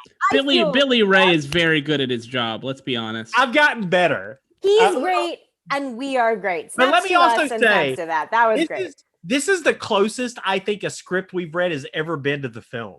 Yeah. Identical to the Right. On tours, baby. Yeah. Tours. And we discovered today a new name among child actors, as we just discussed in the chat. Dave Schilling. Dave Schilling, ladies and gentlemen. I'm a baby. Well, you know what I did, folks, is I have a 3-year-old son, and I just tried to play it like he would. Yeah. Asking me a bunch of pointless questions, You're playing just with like his the toys, kid from Jerry yelling. Maguire. Thank you. Well, I was gonna play it as like a 25-year-old man. See, I thought about doing that. I thought, I'll do it as an adult. My girlfriend said, do it as an adult. And I was like, I'm going to try and really I think you made the right choice. Wild you've had. Yeah. I think you made the right choice. Let's do some plugs really quickly. We've got both Ryan and Clay here, who are the co-hosts of the Screen Drafts podcast. Guys, what's coming up? What is coming up? Ryan, do you want to take that one? We have relationship horror coming up on Saturday, which is have a horror special movies bonus, yeah. related to relationships, which is a very interesting draft. Cool. We also have Eddie Murphy coming up next week, the best of I'll Eddie be Murphy. doing that one. Yeah. Yeah, I Dave will no be back for spoilers, that. but I have thoughts on Eddie Murphy. And Dave if you guys has thoughts. Shocking that I That's have all the more thoughts you about need to know. something. Dave has thoughts. It's going to be great. If you guys Brian- don't listen to Screen Drafts, you should. Entertainment Weekly picked them as one of their favorite podcasts of last year. So I'm on there frequently too, so I'm biased. So check out Screen Drafts. Also check out my new podcast, Movies with Gravy, available wherever you find podcasts. It's a movie podcast. Barbara Crampton has a new movie that is now out on VOD called Sacrifice. Is that right, Barbara? Yes, sacrifice. Somebody's going to get killed and be sacrificed. Yeah. Check it out. Watch it. It's called Sacrifice. Check it out wherever you can. It's very Lovecraftian, which is very cool and very fitting for a Barbara Crampton film. Why not? Yeah. Clarke Wolfe, she has a show that just launched on Deku. What is it called, Clarke? It's called So Far, So Close. It is a drama. It is wonderful. I play a supporting role. And my directorial debut, which is a short, is on Instagram. Ooh, wow. Wow. Even better. Chase and Daniel, I believe you guys have launched some sort of fundraising effort for a project. Is that correct? Yes, we're doing a movie that I wrote and directed starring me and Chase. It's happening. We're just trying to get like our little extra COVID safety fees just to cross all our T's and dot all our I's and do it safely, exactly right. We're Just doing trying it. to- We want to do it the right way. Yeah, want to make stuff, want to do stuff. And I believe it's queer horror, right? It is It's queer, baby. So Right. watch us get scary and get very queer. Throw a little money our way. We really appreciate it. We do. Yeah, throw money their way, throw money Barbara's way by watching, or not her way, but the way of whoever You can. that film I can't Sacrifice. wait. And and we're on social media at Scripts Gone Wild, everywhere there is social media. And if you want to throw money our way, you can do that via Patreon, which is our monthly subscription thing. Patreon.com/Scripts Gone Wild. You get awesome perks, including voting privileges and special newsletters. All sorts of fun stuff. You get to choose reads. So again, that's patreon.com/Scripts Gone Wild. If you don't want to commit monthly, you can also support us at paypal.me/Scripts Gone Wild, or you can buy merchandise. We've got shirts and mugs and masks and totes. Go to scriptsgonewild.com, click on the merch tab, and you can get your merchant. Usually I'm wearing the Scripts Gone Wild shirt, but today I'm wearing a Dylan O'Brien shirt. So you guys are just going to have to deal with that. Billy Ray. Deal with Dylan O'Brien. Coming up on Scripts Gone Wild on February 24th, we do original script reads from time to time, and we are doing a script called Sharon and Aaron, which was written by our own Aaron LaPlante. And he stars in it. And Aaron, tell us in a sentence what it's about. It's an examination of what if I, Aaron, started dating Sharon Stone, but then she started exhibiting all of the same qualities of her most famous character in Basic Instinct. So I think she's trying to kill me. So it's kind of like a film. Who is playing Sharon Stone? Yeah. My lovely live-in girlfriend, Tasha. Perfect. Splendid. Perfect. Splendid. And we've got Method other folks acting. involved in that read as well on this read. And then on March 3rd, we are finally doing our read of Johnny Guitar, which stars Carolyn Williams from Texas Chainsaw Massacre 2 and all sorts of fun stuff. And an awesome cast for Johnny Guitar on March 3rd. Check out scriptsgonewild.com for all of our upcoming reads. Whew! There we go with all that. Before you go, Natalie has been raising her hand. And Natalie, let's raise your ask hand. her. Yes. Oh, sure. Okay, so I have two things that are currently on HBO Max. Oh hell yes! What? Yeah, I did the English language dub of a Spanish language show called Veneno, which is insanely great. And I was part of the voiceover of The Lady in the Dale, which is a Duplass Brothers documentary series on HBO Max. And I also just got a artist grant from the city of West Hollywood to put on readings of my work later in the year. So The MacArthur grant? Hell yes! That's cool. You're a genius. That's amazing. A genius. You can't say it, but we can say it. You're a genius. Thank you. I can't believe you got the MacArthur grant. Does anyone have anything else they want to plug? Not a thing. I can't top that. Oh, I have a movie I co-wrote called I Blame Society. Comes out on Friday. Oh, that's right. I've seen that. It's actually really fun. It's my first writing cred. Wow, that's amazing. Thank you. This is a great group. This is a good bunch. It's a We got some creative bunch. talents here. Put Wow. left and right. Yeah, check us out. Scripts Gone Wild. Thanks to all of our readers. I'm going to give it one final outro introduction. We got Clarke Wolfe. Hey. Chase Williamson. Barbara Crampton. Bryan Cogman. Yes. Betsy Sodaro. Dave Schilling. Hello, I'm a child. Jeff Daniel Phillips. Natalie Nicole Dressel. Excellent. Edward Hong. Aaron LaPlante. Daniel Montgomery. Yeah. Kimiko Rojas. Blake Keller. Yay. Ryan Marker. And Sasha Kerbel. So this is the time where we all take the group shot. So I'm going to count to 3 and take the shot. Everybody do whatever you want to do on the count of 3. 1, 2, 3. Yay!